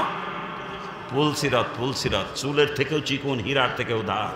একজন মানুষ একাধারে 30,000 বছর চলতে থাকলে যত দূরে যাইতে পারবে তার থেকেও লম্বা হবে ব্রিজটা। ও ব্রিজের পার কোনো ধরনই দেওয়া নাই যে ধরে ধরে পার হবে, এরকম কোনো ব্যবস্থা নাই। আবার জায়গাটা অমাবস্যা রাত্রি থেকে বেশি অন্ধকার আচ্ছন্ন, অমাবস্যা রাত্রি থেকে বেশি অন্ধকার। ওই নিকষ কালো অন্ধকারের মধ্যে নিজের চেহারা নিজে দেখতে পারবে না, নিজের পশম দেখতে পারবে না, নিজের শরীর নিজে দেখতে পারবে না, এত অন্ধকার। ওই অন্ধকারের মধ্যে চুলের থেকেও চিকন, হীরার থেকেও ধার। যে ব্রিজের কোনো দরনি দেওয়া নাই, ওই ব্রিজ পার হওয়া লাগবে। তো কতবারই পার হয়েছেন নাকি? কি দেখছেন কেউ কোনো দিন? সব গায়েবে, সব গায়েবে। আখের জান্নাত জাহান্নাম তাও কেউ দেখি না। ওই ব্রিজের নিচে হলো জাহান্নাম, ব্রিজের ওপারে জান্নাত। যারা ব্রিজ পার হয়ে ওপারে পৌঁছাবে তারা জান্নাতি, আর যারা ব্রিজ পার হতে পারবে না সব জাহান্নামী, সব। আর ওই ব্রিজের থেকে অ্যাক্সিডেন্ট হবে, এই গাড়ি ওই ব্রিজের থেকে অ্যাক্সিডেন্ট হবে, মনে রেখে দিয়ে। আর ওই ব্রিজ কেউ নিজের ইচ্ছায় পার হতে পারবে না, কেউ না। আল্লাহ পাক যাকে কুদরতের সাহায্যে পার করবে সেই ব্রিজ পার হয়ে ওপারে যাবে, সে জান্নাতি হবে। আর যাকে আমার আল্লাহ কুদরতের সাহায্যে পার করবে না সে জাহান্নামী। চিৎকার দিয়ে বলেন নাউজুবিল্লাহ। আল্লাহ পাক কাকে পার করবেন কুদরতের সাহায্যে? রসুল তাও জানাই দিয়েছেন হাদিসের মধ্যে। রসুল বলেন যেই ব্যক্তি 5 ওয়াক্ত নামাজ সময় মতো গুরুত্ব সহকারে আদায় করবে, আমার আল্লাহ তাকে 5টা পুরস্কার দেবে। তো এই 5টা পুরস্কারের মধ্যে একটা পুরস্কার হলো বিজলির আকারে ওই ব্যক্তিকে জান্নাত পুলসিরাত পার করে দিবে, বিজলির আকারে। বিজলি কথাটাই উল্লেখ করেছেন, বিজলি শব্দটাই উল্লেখ করেছেন হাদিসের মধ্যে, যাতে উম্মতের বুঝতে সহজ হয়। বিজলি যেমন আকাশের এক কোনায় চমকায়, মুহূর্তের মধ্যে আর এক কোনায় দেশে সাথে দেখা যায় না, ওরকম 5 ওয়াক্ত নামাজের প্রতি যিনি যত্নবান, নামাজের প্রতি যার অন্তরে গুরুত্ব আছে, একটা কদম রাখবে পুলসিরাতে, আল্লাহ পাক মুহূর্তের মধ্যে বিজলির আকার উপরে নিয়ে পৌঁছে দিবে। আর যারা নামাজের প্রতি যত্নবান না, আমার আল্লাহ তাদেরকে ওই ব্রিজ পার করবে না, তারা সব জাহান্নামী। চিৎকার দিয়ে বলেন নাউজুবিল্লাহ। জোরে করেন নাউজুবিল্লাহ। ওই ব্রিজ পার হওয়ার একমাত্র হাতিয়ার হলো 5 ওয়াক্ত নামাজ, একমাত্র হাতিয়ার, বিকল্প আর কোনো পদ্ধতি নাই। কথা ঠিক কিনা? জোরে বলেন ঠিক কিনা? এই কথা জানার পরেও কোনো মুসলমান নামাজ না পড়ে থাকতে পারে? কোনো মুসলমান নামাজ না পড়ে থাকতে পারে? কিন্তু বর্তমান সমাজের দিকে একটু তাকান, জরিপ করেন, আপনার এলাকায় শতকরা 5 জনও ঠিক মতো নামাজ পড়ে না। কি কথা ঠিক কিনা? মুসলমানদের মধ্যে শতকরা 5 জনও ঠিক মতো নামাজ পড়ে না। কথা ঠিক না? জোরে বলেন ঠিক কিনা? আর বাকি 95% হচ্ছে বেনামাজি। আবার দাবি কি মুসলমানের ঘরে জন্মিছি, একদিন একদিন বেহেশতে যাবই। কি ঠেলা রে! অথচ ওই ব্রিজে পার হতে পারবে না, সে যাবে কোন জায়গা? সে যাবে কোন জায়গা? ওই ব্রিজের নিচে হলো জাহান্নাম, ব্রিজের ওপারে জান্নাত। হাসরের ময়দান আর জান্নাতের মাঝখানে হলো জাহান্নাম। জাহান্নামের উপর দিয়ে ব্রিজটা, জান্নাতে যাইতে গেলে ব্রিজ পার হয়ে ওপারে পৌঁছানো লাগবে। ঠিক কিনা? জোরে বলেন ঠিক কিনা? আর একমাত্র নামাজ ছাড়া ওই ব্রিজ পার হওয়ার আর কোনো মাধ্যম নাই। কথা ঠিক না? জোরে বলেন ঠিক কিনা? আর মুসলমান নামাজই পড়ে না, শতকরা 95% মুসলমান বেনামাজি। আল্লাহ মাফ করুক, আল্লাহ মাফ করুক। একেবারে বেনামাজি তাই বা কই কি করে? সপ্তাহে 1 ওয়াক্ত তো পড়ে না। কি সপ্তাহে 1 ওয়াক্ত পড়ে না? আরে সপ্তাহে 1 ওয়াক্ত পড়ার গোষ্ঠীর ঠেলায় দেখবেন মসজিদে জায়গা হয় না শুক্রবার জুম্মার টাইম। মসজিদের সামনে দিয়ে রাস্তার উপরে চট বিছিয়ে দিয়ে নামাজ আদায় করে, অথচ রাস্তায় ভ্যানে করে মুমূর্ষু নিয়ে যাচ্ছে, ভ্যানে করে এই ভ্যান আটকায় দিয়ে নামাজ পড়তেছে বদমাইশের গোষ্ঠী রাস্তার উপরে। কি কথা ঠিক না? জোরে বলেন। আর ওই শুক্রবারের দিন আসরের টাইমে যাই দেখেন ওই মসজিদ 1 কাতার উপরে না। কি কথা ঠিক না? জোরে কান ঠিক কিনা? 1 কাতার উপরে না আসরের টাইমে, অথচ জুম্মার টাইমে রাস্তার উপরে রুগীর ভ্যান আটকাই দিয়ে নামাজ পড়িছে বদমাইশের গোষ্ঠী। কি কথা কান না? জোরে বলেন ঠিক কিনা? আল্লাহ মাফ করুক, আল্লাহ মাফ করুক। সপ্তাহে 1 ওয়াক্ত নামাজ হলো খ্রিস্টানদের, আর যে মুসলমান তার জন্য প্রতিদিন 5 ওয়াক্ত নামাজ। ঠিক কিনা? জোরে বলেন ঠিক কিনা? সপ্তাহে 1 ওয়াক্ত নামাজ কাদের? খ্রিস্টানদের। আর যে মুসলমান তাদের জন্য প্রতিদিন 5 ওয়াক্ত নামাজ। কথা ঠিক কিনা? জোরে বলেন ঠিক কিনা? তবে অল্প একটু পার্থক্য আছে। খ্রিস্টানরা পরে রবিবারে। কি বারে পড়ে? রবিবারে। আর আমার নব খ্রিস্টানরা পরে শুক্রবারে। ওকে টাইটেল দিয়েছে আমি নব খ্রিস্টান। আমার যেন নব মুসলিম কান। আপনারা জন্মেছিলাম হিন্দুর ঘরে, আজকে 5 ওয়াক্ত নামাজ পড়ি বলে আমি নব মুসলিম হয়েছি। আমার নব মুসলিম কান। আমি হিন্দুর ঘরে জন্মে 5 ওয়াক্ত নামাজ পড়ি, নব মুসলিম হয়ে থাকি। আপনি মুসলমানের ঘরে জন্মে সপ্তাহে নামাজ পড়েন 1 ওয়াক্ত, আপনি হয়েছেন নব খ্রিস্টান। আপনার টাইটেল আজকে দিয়ে গেলাম আমি নব খ্রিস্টান। কি কথা ঠিক আছে তো? সপ্তাহে 1 ওয়াক্ত নামাজি গোষ্ঠী সব জাহান্নামী। চিৎকার দিয়ে বলেন নাউজুবিল্লাহ। এরা জান্নাতে গেলে রসুল মিথ্যেবাদী হয়ে যাবে, রসুলের হাদিস মিথ্যা হয়ে যাবে। আর কসম খোদার, আমার রসুলের কোনো হাদিস কখনো মিথ্যা হবে না, আমার রসুল কখনো মিথ্যাবাদী হবে না। অর্থাৎ সপ্তাহে এক ওয়াক্ত নামাজ যারা পড়ে এরা কখনো জান্নাতে যাবে না। চিৎকার দিয়ে বলেন নাউজুবিল্লাহ। এটা আমার বাপের ঘরের কথা না, রসুলের হাদিস। রসুল পরিষ্কার করে জানিয়েছেন, দুনিয়াতে যার সঙ্গে যার মিল থাকবে কিয়ামতে তার সঙ্গেই তার হাসর হবে। তো সপ্তাহে এক ওয়াক্ত নামাজ যারা পড়ে এদের মিল দুনিয়ায় খ্রিস্টানদের সাথে, কিয়ামতের দিন খ্রিস্টানরা যেই কাতারে দাঁড়াবে এই সপ্তাহে এক ওয়াক্ত নামাজের গোষ্ঠী একই কাতারে দাঁড়াবে। আর খ্রিস্টানরা কোথায় যাবে? এই খ্রিস্টানরা কোথায় যাবে? অর্থাৎ সপ্তাহে এক ওয়াক্ত নামাজের গোষ্ঠী কিয়ামতের দিন খ্রিস্টানদের সাথে এক কাতারে জাহান্নামে যাবে, এক কাতারে।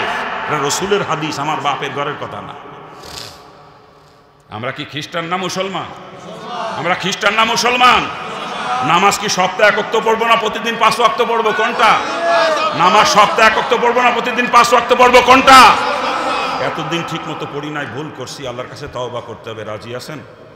যদি একটু চোখের পানি ফেলে মাপ চাইতে পারেন, আপনার চোখ থেকে এক ফোঁটা পানি বের হয়ে গড়ায় নাকের আগায় আসার আগে আল্লাহ তাআলা আপনাকে মাফ করে দিবে। আল্লাহ তো আশার বাণী শোনাইছে, লা তাকনা তুমি রহমাতিল্লাহ বান্দা, আমার রহমত থেকে নইরে আসিস না। এতদিন তুই ঠিক মতো নামাজ পড়িস নাই, তওবা করে নামাজি হয়ে যা, আমি তোর অতীতের গুনাহ মাফ করে আমার রহমতের কোলে তোকে তুলে দেব। আমরা পারবো না একটু মাপ চাইতে চোখের পানি ফেলে? একটু তওবা করতে পারবো না? পারবো না একটু তওবা করতে? আর একটা কাজ করতে হবে, অতীতে যে নামাজ কাজা হয়ে গেছে এগুলো সময় সুযোগ মতো আদায় করে দিতে হবে। আর ভবিষ্যতে নামাজ আর কাজা করা যাবে না। নিয়ত করতে পারি না? আমরা নিয়ত করতে পারি না? কারা কারা নিয়ত করবেন হাত তোলেন তো। আমি একজন মুসলমান, আমি খ্রিস্টান নই। অতএব এখন থেকে সপ্তাহে এক ওয়াক্ত নামাজ আর নয়, এখন থেকে প্রতিদিন 5 ওয়াক্ত নামাজ আদায় করব। রাজি আছেন? রাজি আছেন? আল্লাহ পাক সকলকে কবুল করুক। জোরে বলেন আমিন। আরে জোরে কান না আমিন। যে কথা বলতেছিলাম বাজান, ওই পুলসেরা তো আমাদের থেকে গায়েবে, সবকিছু গায়েবে, কথা ঠিক কিনা? জোরে বলেন। আখের জান্নাত জাহান্নাম কেউ দেখি নাই, জান্নাতে না যান নিয়ামত শান্তি কেউ দেখি নাই, জাহান্নামের আযাব আর গজব শাস্তিও কেউ দেখি নাই বাজান, সব আমাদের থেকে গায়েবে। কিন্তু নবী রাসূলুল্লাহ এই গায়েবের যত খবর নিয়ে আসছে, এই খবরগুলোকে 100 ভাগের 100 ভাগ বিশ্বাস করার নাম হচ্ছে ঈমান। আর যারা এগুলা বিশ্বাস করে তাদেরকে বলা হয় ঈমানদার। ঠিক কিনা? কি জোরে বলেন ঠিক কিনা? আর ঈমানদারদেরকে আল্লাহ ডাক দিয়ে কয়, এই ঈমানদারের গোষ্ঠী তোরা মুসলমান না হয়ে মরিস না। তাহলে মুসলমান আবার কারে কয় বোঝা দরকার না? কি বোঝা দরকার না? ঈমানদার কারে কয় এতক্ষণ আলোচনা করছি, বিস্তারিত আলোচনা করা সম্ভব না। ও যদি 3 মাস ধরে এই এক জায়গায় বসে খালি ঈমানের আলোচনাই করি তাও শেষ করতে পারবো না। মুসলমানের ঈমানের মধ্যে যেই পরিমাণে শিরক বর্তমান, ও আলোচনা করে শেষ করার মতো না। কি একজন টাকা চাইছে পাওনাদার, আমার কাছে পাবে টাকা, রাত্রি দোকান বন্ধ করে বাড়ি যাওয়ার সময় কয় ভাইজান কালকে আমার কোম্পানির লোক আসবে, টাকা দেখবে সকালবেলায়, যদি টাকা কয়টা দিতেন আমার একটু উপকার হইতো। আমি কি কই জানেন? ওই দেখেন বাজান সে সময় যাই নাই, কিন্তু ছুটি দিছিলাম সে সময় যাই নাই, ওই যে এখন যাইতেছে, দেন মাথা নিচে করে যা। সে সময় কিন্তু বুক ফুল হয়ে যাওয়ার মতো সুযোগ করে দিছিলাম আমি, এখন মাথা নিচে করে যাচ্ছে। দেখছেন? বুঝছি তো আমি, সেই জন্যই তো আগে যাতে কইছি, সে সময় যাই নাই। কিন্তু কোথায় রাখছিলাম কথা? হ্যাঁ, ও রাত্রিবেলা দোকান বন্ধ করে বাড়ি যাওয়ার সময় সে বলতেছে ভাইজান টাকা কটা দিলে আমার বড় উপকার হইতো। আমি কি কই জানেন? রাত্রিবেলা ঘরেতে টাকা বাইর করতে না লক্ষ্মী বেজার হয়। আপনার এলাকায় এরকম বিশ্বাস আছে না? এরকম বিশ্বাস এই এলাকায় আছে? এই লক্ষ্মী বেজার হলি তোর কি? হ্যাঁ, লক্ষ্মী বেজার হলি তোর কি? তুই তো লক্ষ্মীর বান্দা না, তুই তো আল্লাহর বান্দা। আল্লাহ বেজার হলি তোর জন্য সমস্যা আছে, কথা ঠিক না? লক্ষ্মী বেজার হলি তোর কি? নাকি তুই লক্ষ্মীর বান্দা? এই রে মুসলমান, ঈমান আছে একটারও? রাত্রিবেলা ঘরেতে ঠাহা বাইর করলি লক্ষ্মী বেজার হয়। লক্ষ্মী বেজার হলি তোর আল্লাহ খুশি হয় রে বদমাইশ। আর যেই কাজ আল্লাহ খুশি হয় ওই কাজ তো তুই বেশি করবি। দিনের রাত্রিবেলায় টাকা দিলি যদি লক্ষ্মী বেজার হয়, তুই খালি রাত্রি টাকা দিবি, দিনে দিবি না। কি কথা ঠিক না? হ্যাঁ, সকালবেলা দোকান খুলিছে, দোকান একজন লোক ফজরের নামাজ পড়ে আরতি গেছে, আরতি যাওয়ার সময় ট্রাউজার পরে গেছে আর গেঞ্জি গায়ে দিয়ে গেছে, ও তোর পকেট নাই, সাথে টাহাও নাই, খালি মোবাইল রাতে করে আরতি চলে গেছে। ওদিক বাড়িতে বিবিসে ফোন দিয়ে করছে, বাড়ি আসি তো চা বানে, কিন্তু আমার তো মনে নেই, আমি আগের থেকে কবতা খেয়াল নাই, চা পাতি কিন্তু কালকে রাত্রি ফুরোই গেছে, যদি বাড়ি এসে চা খাইতে তাহলে চা পাতি নিয়ে আসো। আর ওর তো পকেট নাই, সাথে টাহাও নাই। চিন্তা করছি দোকানদার তো পরিচিত, সবসময় সদাই টদাই নি, যে কাছে ভাইজান আরতি গেছিলাম, কাছে তো টাকা পয়সা নাই, বিবি সাহেব ফোন দিয়েছে চা পাতি না হলে পরে বাড়িতে চা খাতে পারবো না, আমার 1 প্যাকেট চা পাতি দেন, আমি ফিরে বাজারে এসে আপনার টাকা দিয়ে দিবা না। এখনো বিসমিল্লাহ হয় নাই। আমার এলাকা কয় এখনো বউনি হয় নাই, আপনার এলাকা কি কয়? কোন এলাকা কয় 60 নাই, এখনো 60 নাই। ওর বিশ্বাস সকালবেলা বাকি দিবি, হারা দিন বাকি বেচা লাগবে, এই ওর বিশ্বাস। আরে বিয়া কেলেই মুশরিক কোথাকার, হ্যাঁ এরকম বিশ্বাস আসেনি আপনাদের দেশে? আসেনি আপনাদের দেশেও? এই রে মুসলমান গোষ্ঠী লজ্জা করে না? তো তুই ইমানই নেই। মুসলমান তো পরের কথা, তুই মুসলমান পরিচয় দাও, তো তুই ইমানই নেই, তুই তো মুশরিক। রাত্রির বেলা ঘর ঝাড়ু দিয়ে দরজার কোনা ময়লা জমা রে থুয়ে দেয়। জিজ্ঞেস করলাম একদিন কি ব্যাপার, ময়লা ঘরের মধ্যে থুয়ে দিচ্ছে, বাইরে ফেলা দিলি কি আর? রাত্রির বেলা ময়লা ফেলতে না, সংসারে বরকত নষ্ট হয়ে যায়, লক্ষ্মী বেজার হয়, লক্ষ্মী বেজার হয়। কি কায়দা রে এর মধ্যে। আচ্ছা এর মধ্যে বরকতের কি আসবে? গেলে ঝাড়ু দিছি, ময়লা ময়লা ফেলাই দেবো, ফেলাই দেওয়ার জন্যই তো ঝাড়ু দিছি। ও ফেলাই দিলি, এতে বরকত কমে যাওয়ার কথা কোন জায়গাতে আসলে আমি তো বুঝলাম না কিছু।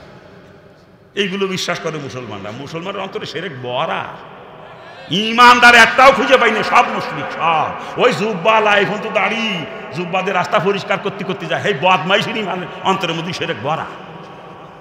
তাহাজ্জুদ মারে, বছরে বছরে হজ মারতে যায়, অন্তরের মধ্যে শিরক ভরা। এই মুশরিক, তুই কি খালি খালি ফাও পয়সা খরচ করে এগুলো করতে যাও? কি জন্য ফাও পয়সা খরচ করে? তো তুই ইমানই ঠিক নেই, তুই ইমান দে ঠিক কর, শিরিক মুক্ত ইমান তৈরি কর, আগে শিরিক মুক্ত ইমান তৈরি কর। খারাপ লাগতেছে নাকি? খারাপ লাগে বাজান? লাগলে কিছু করার না, যা সত্যি বাস্তব তাই বলতেছি, বাস্তব কথা যেটা বলতেছি। মুসলমানের অন্তর বর্তমানে শিরকে ভরা। দাবি তো করেন মুসলমান, আগে ইমানদার হন, শিরিক মুক্ত ইমান তৈরি করেন। মুসলমান অনেক পরের কথা, কথা ঠিক না? যারা বলেন ঠিক কিনা? খারাপ লাগতেছে নাকি? হ্যাঁ, এই ইমানি আলোচনা বছরের পর বছর করলেও শেষ হবে না, খালি ইমানি আলোচনা। শিরক যে পরিমাণে এই মুসলমানের অন্তরে ঢুকছে, একটু টাচ দিয়ে গেলাম খালি, আর কি বিস্তারিত আলোচনা করা তো সম্ভব না, টাচ দিয়ে গেলাম একটু। এখন এই ইমানদার কাল্লা মুসলমান না হয়ে মতো নিষেধ করেছে, তাহলে মুসলমান কারো কয় বোঝা দরকার না? একটু কি বোঝা দরকার না? সংক্ষিপ্তভাবে একটু আলোচনা করবো মুসলমান কারে কয়, শুনবেন? ওই যে চলে যায় লোকজন, ওই যে চলে যায়, এ ও কারা যায়? কারা? হরিফাদর দল? ও কি হরিফাদ নাকি? মুসলমান তো যায় না, মুসলমান তো আখেরি মোনাজাত না দিয়ে যায় না মাহফিল থেকে। হরিফাদর দোয়ার দরকার নেই তো, হরিফাদও চলে যায় আগে। কি কথা ঠিক কিনা? দরকার ঠিক কিনা? তাহলে মুসলমান কারে কয় বোঝা দরকার কিনা? বোঝা দরকার কিনা? সংক্ষিপ্ত আলোচনা করবো মুসলমান কারে কয়। বাবা যান, বাপের নাম আব্দুর রহিম, আমার নাম আব্দুল খালেক, অর্থাৎ আমি মুসলমানের ঘরে জন্ম নিছি বলে মুসলমান হয়ে গেছি, এরকম না, এরকম না। তাই যদি হওয়া যাইতো, একজনের বাপ ডাক্তার, পোলা মেডিকেল কলেজের বারান্দায় যাই নাই কোনো দিন, সেও দাবি করতে পারতো আমার বাপ ডাক্তার, আমিও ডাক্তার। একজনের বাপ উকিল, ল কলেজের বারান্দা দিয়েও পোলা কোনোদিন চলাফেরা করে নাই, সে দাবি করে আমার বাপ উকিল, আমিও উকিল। মানবেন আপনারা? মানবেন? ডাক্তারের পোলাকে তখনই ডাক্তার হিসেবে মানবো আমরা যখন সে নিজে মেডিকেল সায়েন্সের উপর লেখাপড়া করবে, মেডিকেল কলেজের কোর্সটা কমপ্লিট করবে, ডাক্তারি বিদ্যা অর্জন করবে, ঠিক না? উকিলের পোলাকে তখনই উকিল হিসাবে মানবো যখন সে নিজে LLB কমপ্লিট করবে, ল পাস করবে, উকিলাতি বিদ্যা অর্জন করবে, ঠিক কিনা? যারা বলেন ঠিক তদ্রূপ মুসলমানের ঘরে জন্ম নিয়েই মুসলমান হিসাবে দাবি করা চলবে না। মুসলমান হিসাবে দাবি করতে গেলে নিজেকে মুসলমানিত্ব অর্জন করা লাগবে, ঠিক কিনা? যারা বলেন ঠিক কিনা? আর যতদিন আমি মুসলমানিত্ব অর্জন করতে না পারবো, সমাজের মানুষ ঠিকই আমার মুসলমান বলে মানবে। বাংলাদেশ সরকারের আদমশুমারির খাতায় আমার নামটা মুসলমানের দপ্তরে ঠিকই থাকবে, কিন্তু আল্লাহ পাকের দপ্তরে অতক্ষণ পর্যন্ত আমি মুসলমান না, যতক্ষণ আমি মুসলমানিত্ব অর্জন করতে না পারবো। জন্মসূত্রে সব পাওয়া যায়, ধর্ম পাওয়া যায় না, ধর্ম নিজেকে অর্জন করে নিতে হয়, ঠিক কিনা? জন্মসূত্রে ধর্ম যদি পাওয়া যাইতো, নূহ আলাইহিস সালামের বেটা কেনান মুসলমান হইতো, আর আজরের বেটা ইব্রাহিম আলাইহিস সালাম মূর্তি পূজক হইতো। কি কথা কান ঠিক কিনা? যারা বলেন ঠিক কিনা?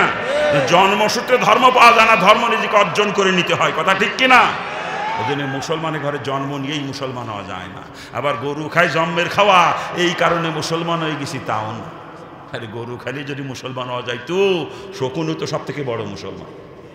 আমি আর আপনি কত মশলাপাতি দিয়ে সিদ্ধ করে রান্না করে নরম বানায় খাই গরু, এরপরও পেটের ভিতরে যে কতজনের কত অসুবিধা ঘটায়, ঘটায় না?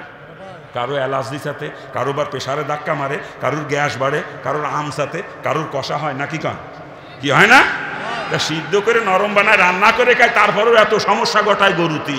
আর ও বেচারা শকুন কিন্তু কাঁচা খাইয়ে হজম করে। মানে গরু খাইলে যদি মুসলমান হওয়া যাইতো, শকুন আমার আপনার থেকে বড় মুসলমান হইতো। আরে বর্তমানে হিন্দুরা জম্মের খাওয়া খায়, গরু জম্মের খাওয়া খায়, তবে গোপনে খায়, প্রকাশ্যে খায় না। কি কথা কান ঠিক কিনা ধরে বলে?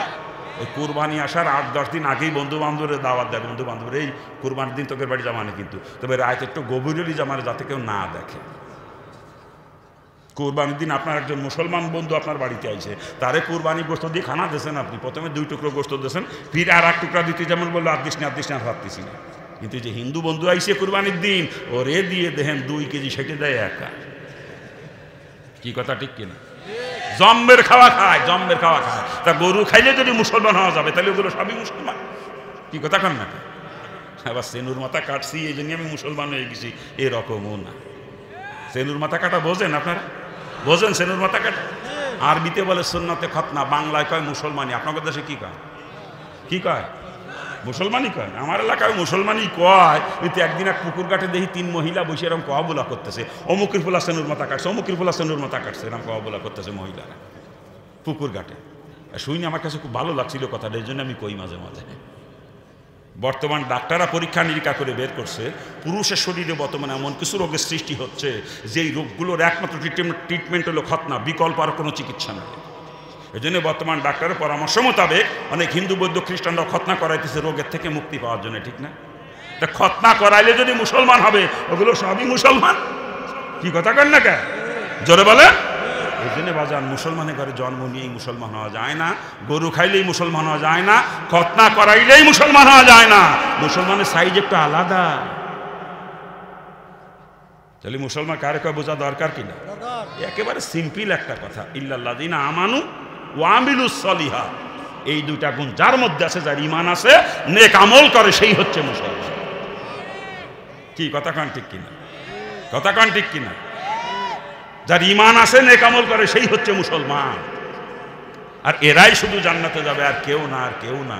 আমার আল্লাহ কোরআনে পাকে এদের সম্পর্কে বিভিন্ন জায়গায় বিভিন্ন রকম খোঁজখবর শোনাইছেন। এক জায়গায় বলতেছেন ইন্নাল্লাযিনা আমানু ওয়া আমিলুস সলিহাত কানাত লাহুম জান্নাতুল ফিরদাউসি নুজুলা।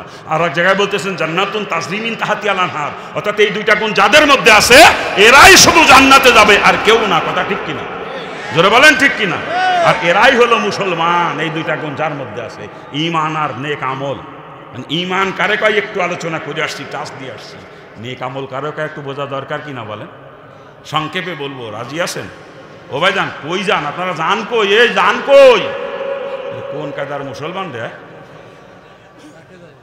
আমি যে ছুটি দিছিলাম 5 মিনিটের জন্যে, নিম্নচাপ ক্লিয়ার হয়ে আসার জন্য, সে সময় যাই নাই, এখন বিরক্ত করতেছে। আল্লাহ মাফ করুক ওদেরকে, আল্লাহ মাফ করুক। কি আর কব কন? ওই দেখেন, ওই যে ওটার তালেই আছে। কোন কায়দার ছাত্র, কত বড় বিয়াদব ছাত্র আমি তো বুঝলাম না। ছুটিও নেয় না, ছুটিও নেয় না।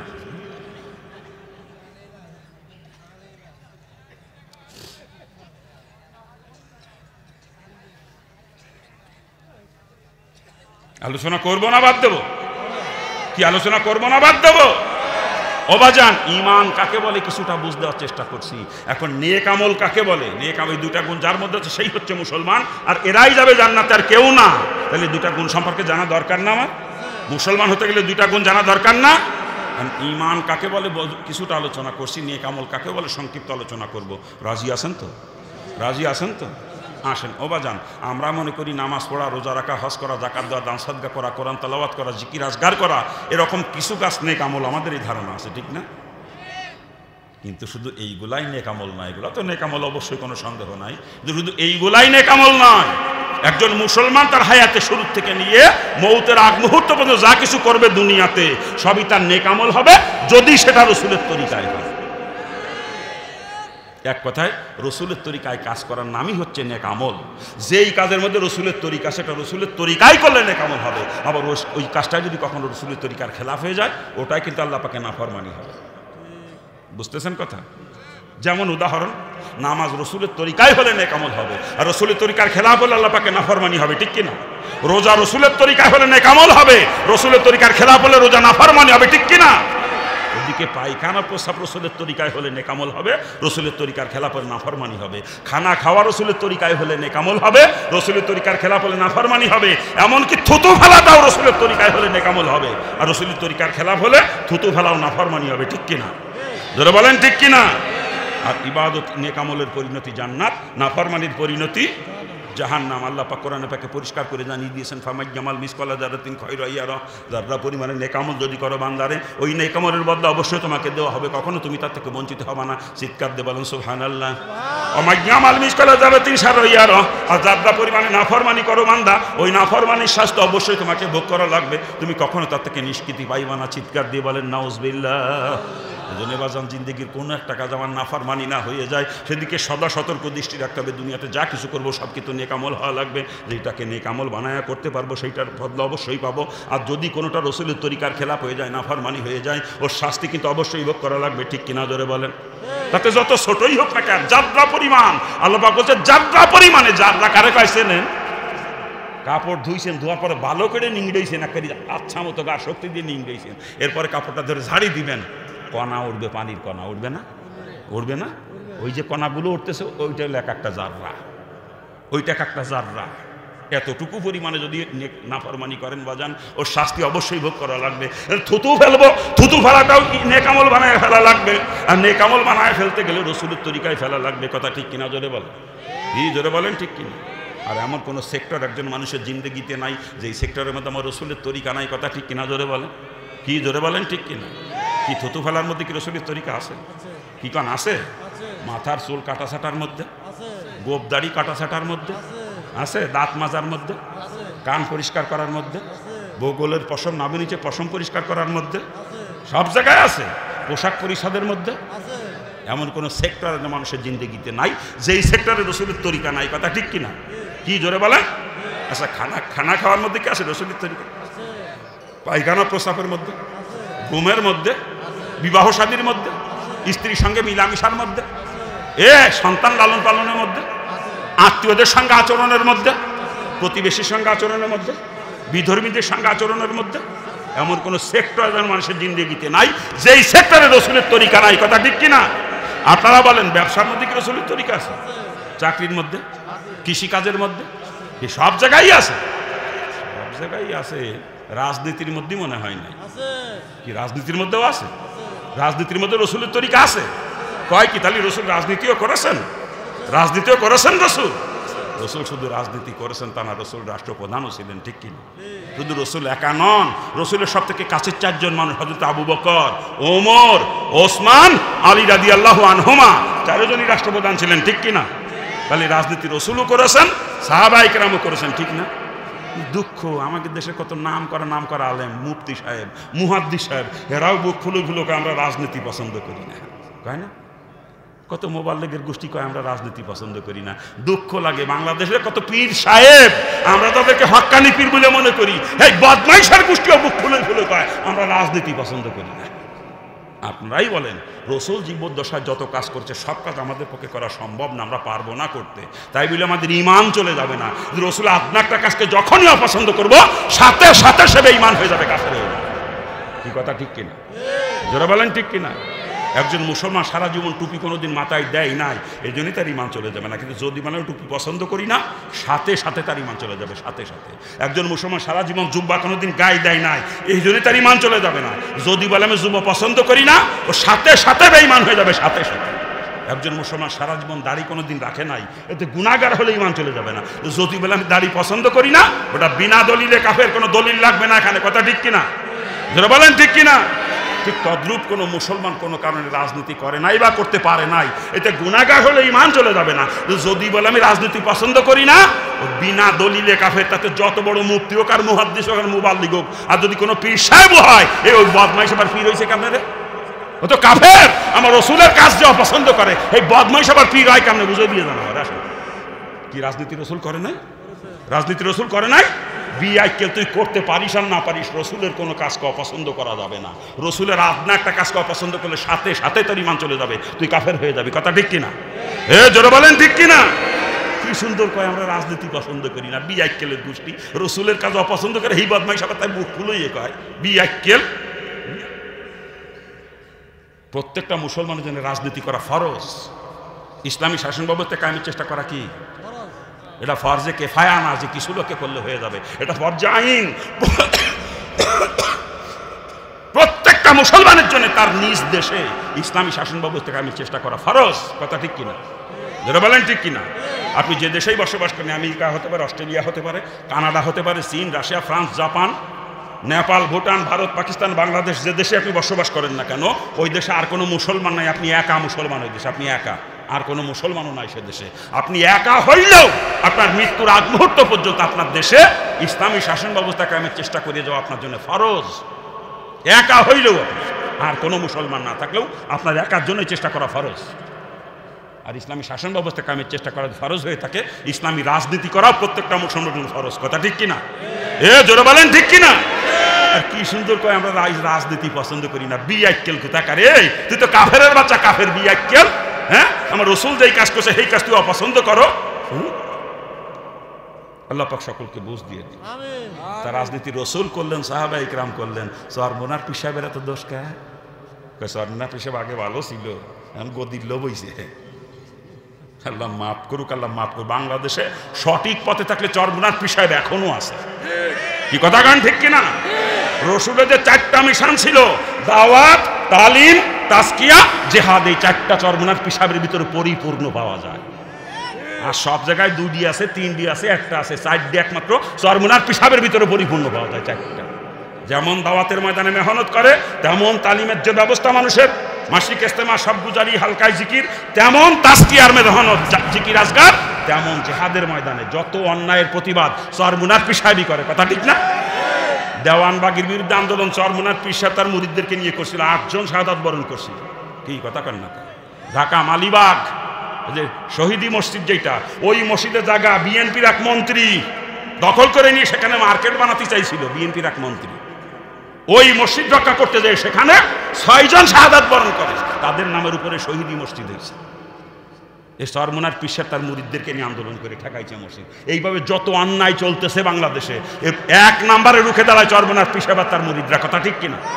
যেমন দাওয়াতের ময়দানে মেহনত করে, তেমন তালিমের ময়দানে, তেমন তাজকিয়ার ময়দানে, তেমন জিহাদের ময়দানে রসুলের 4টা মিশন পরিপূর্ণ তার মধ্যে। কথা ঠিক কিনা?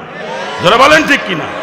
আর কার পীর সাহেবের গদির লোক হইছে, সে যারা কইছে ওর একটারও ইমান আছে, ওর একটারও ইমান আছে, যেই কাজ রসুল করছে ওই কাজ করে, চরমনার পীর সাহেবের গদির লোক হইছে। আল্লাহ মাফ করুক আমাদেরকে, আল্লাহ মাফ করুক। আমরা না বুঝে বলছি, তওবা করলে আল্লাহ তাআলা মাফ করে দেবে, তওবা করে ফেলবো নাকি? কারণ প্রত্যেকটা মুসলমানের জন্য ইসলাম কায়েমের চেষ্টা করা ফরজ, এটা ফরজে আইন। কথা ঠিক কিনা? আল্লাহ পাক সকলকে বুঝদান করুক। জোরে কানা আমি।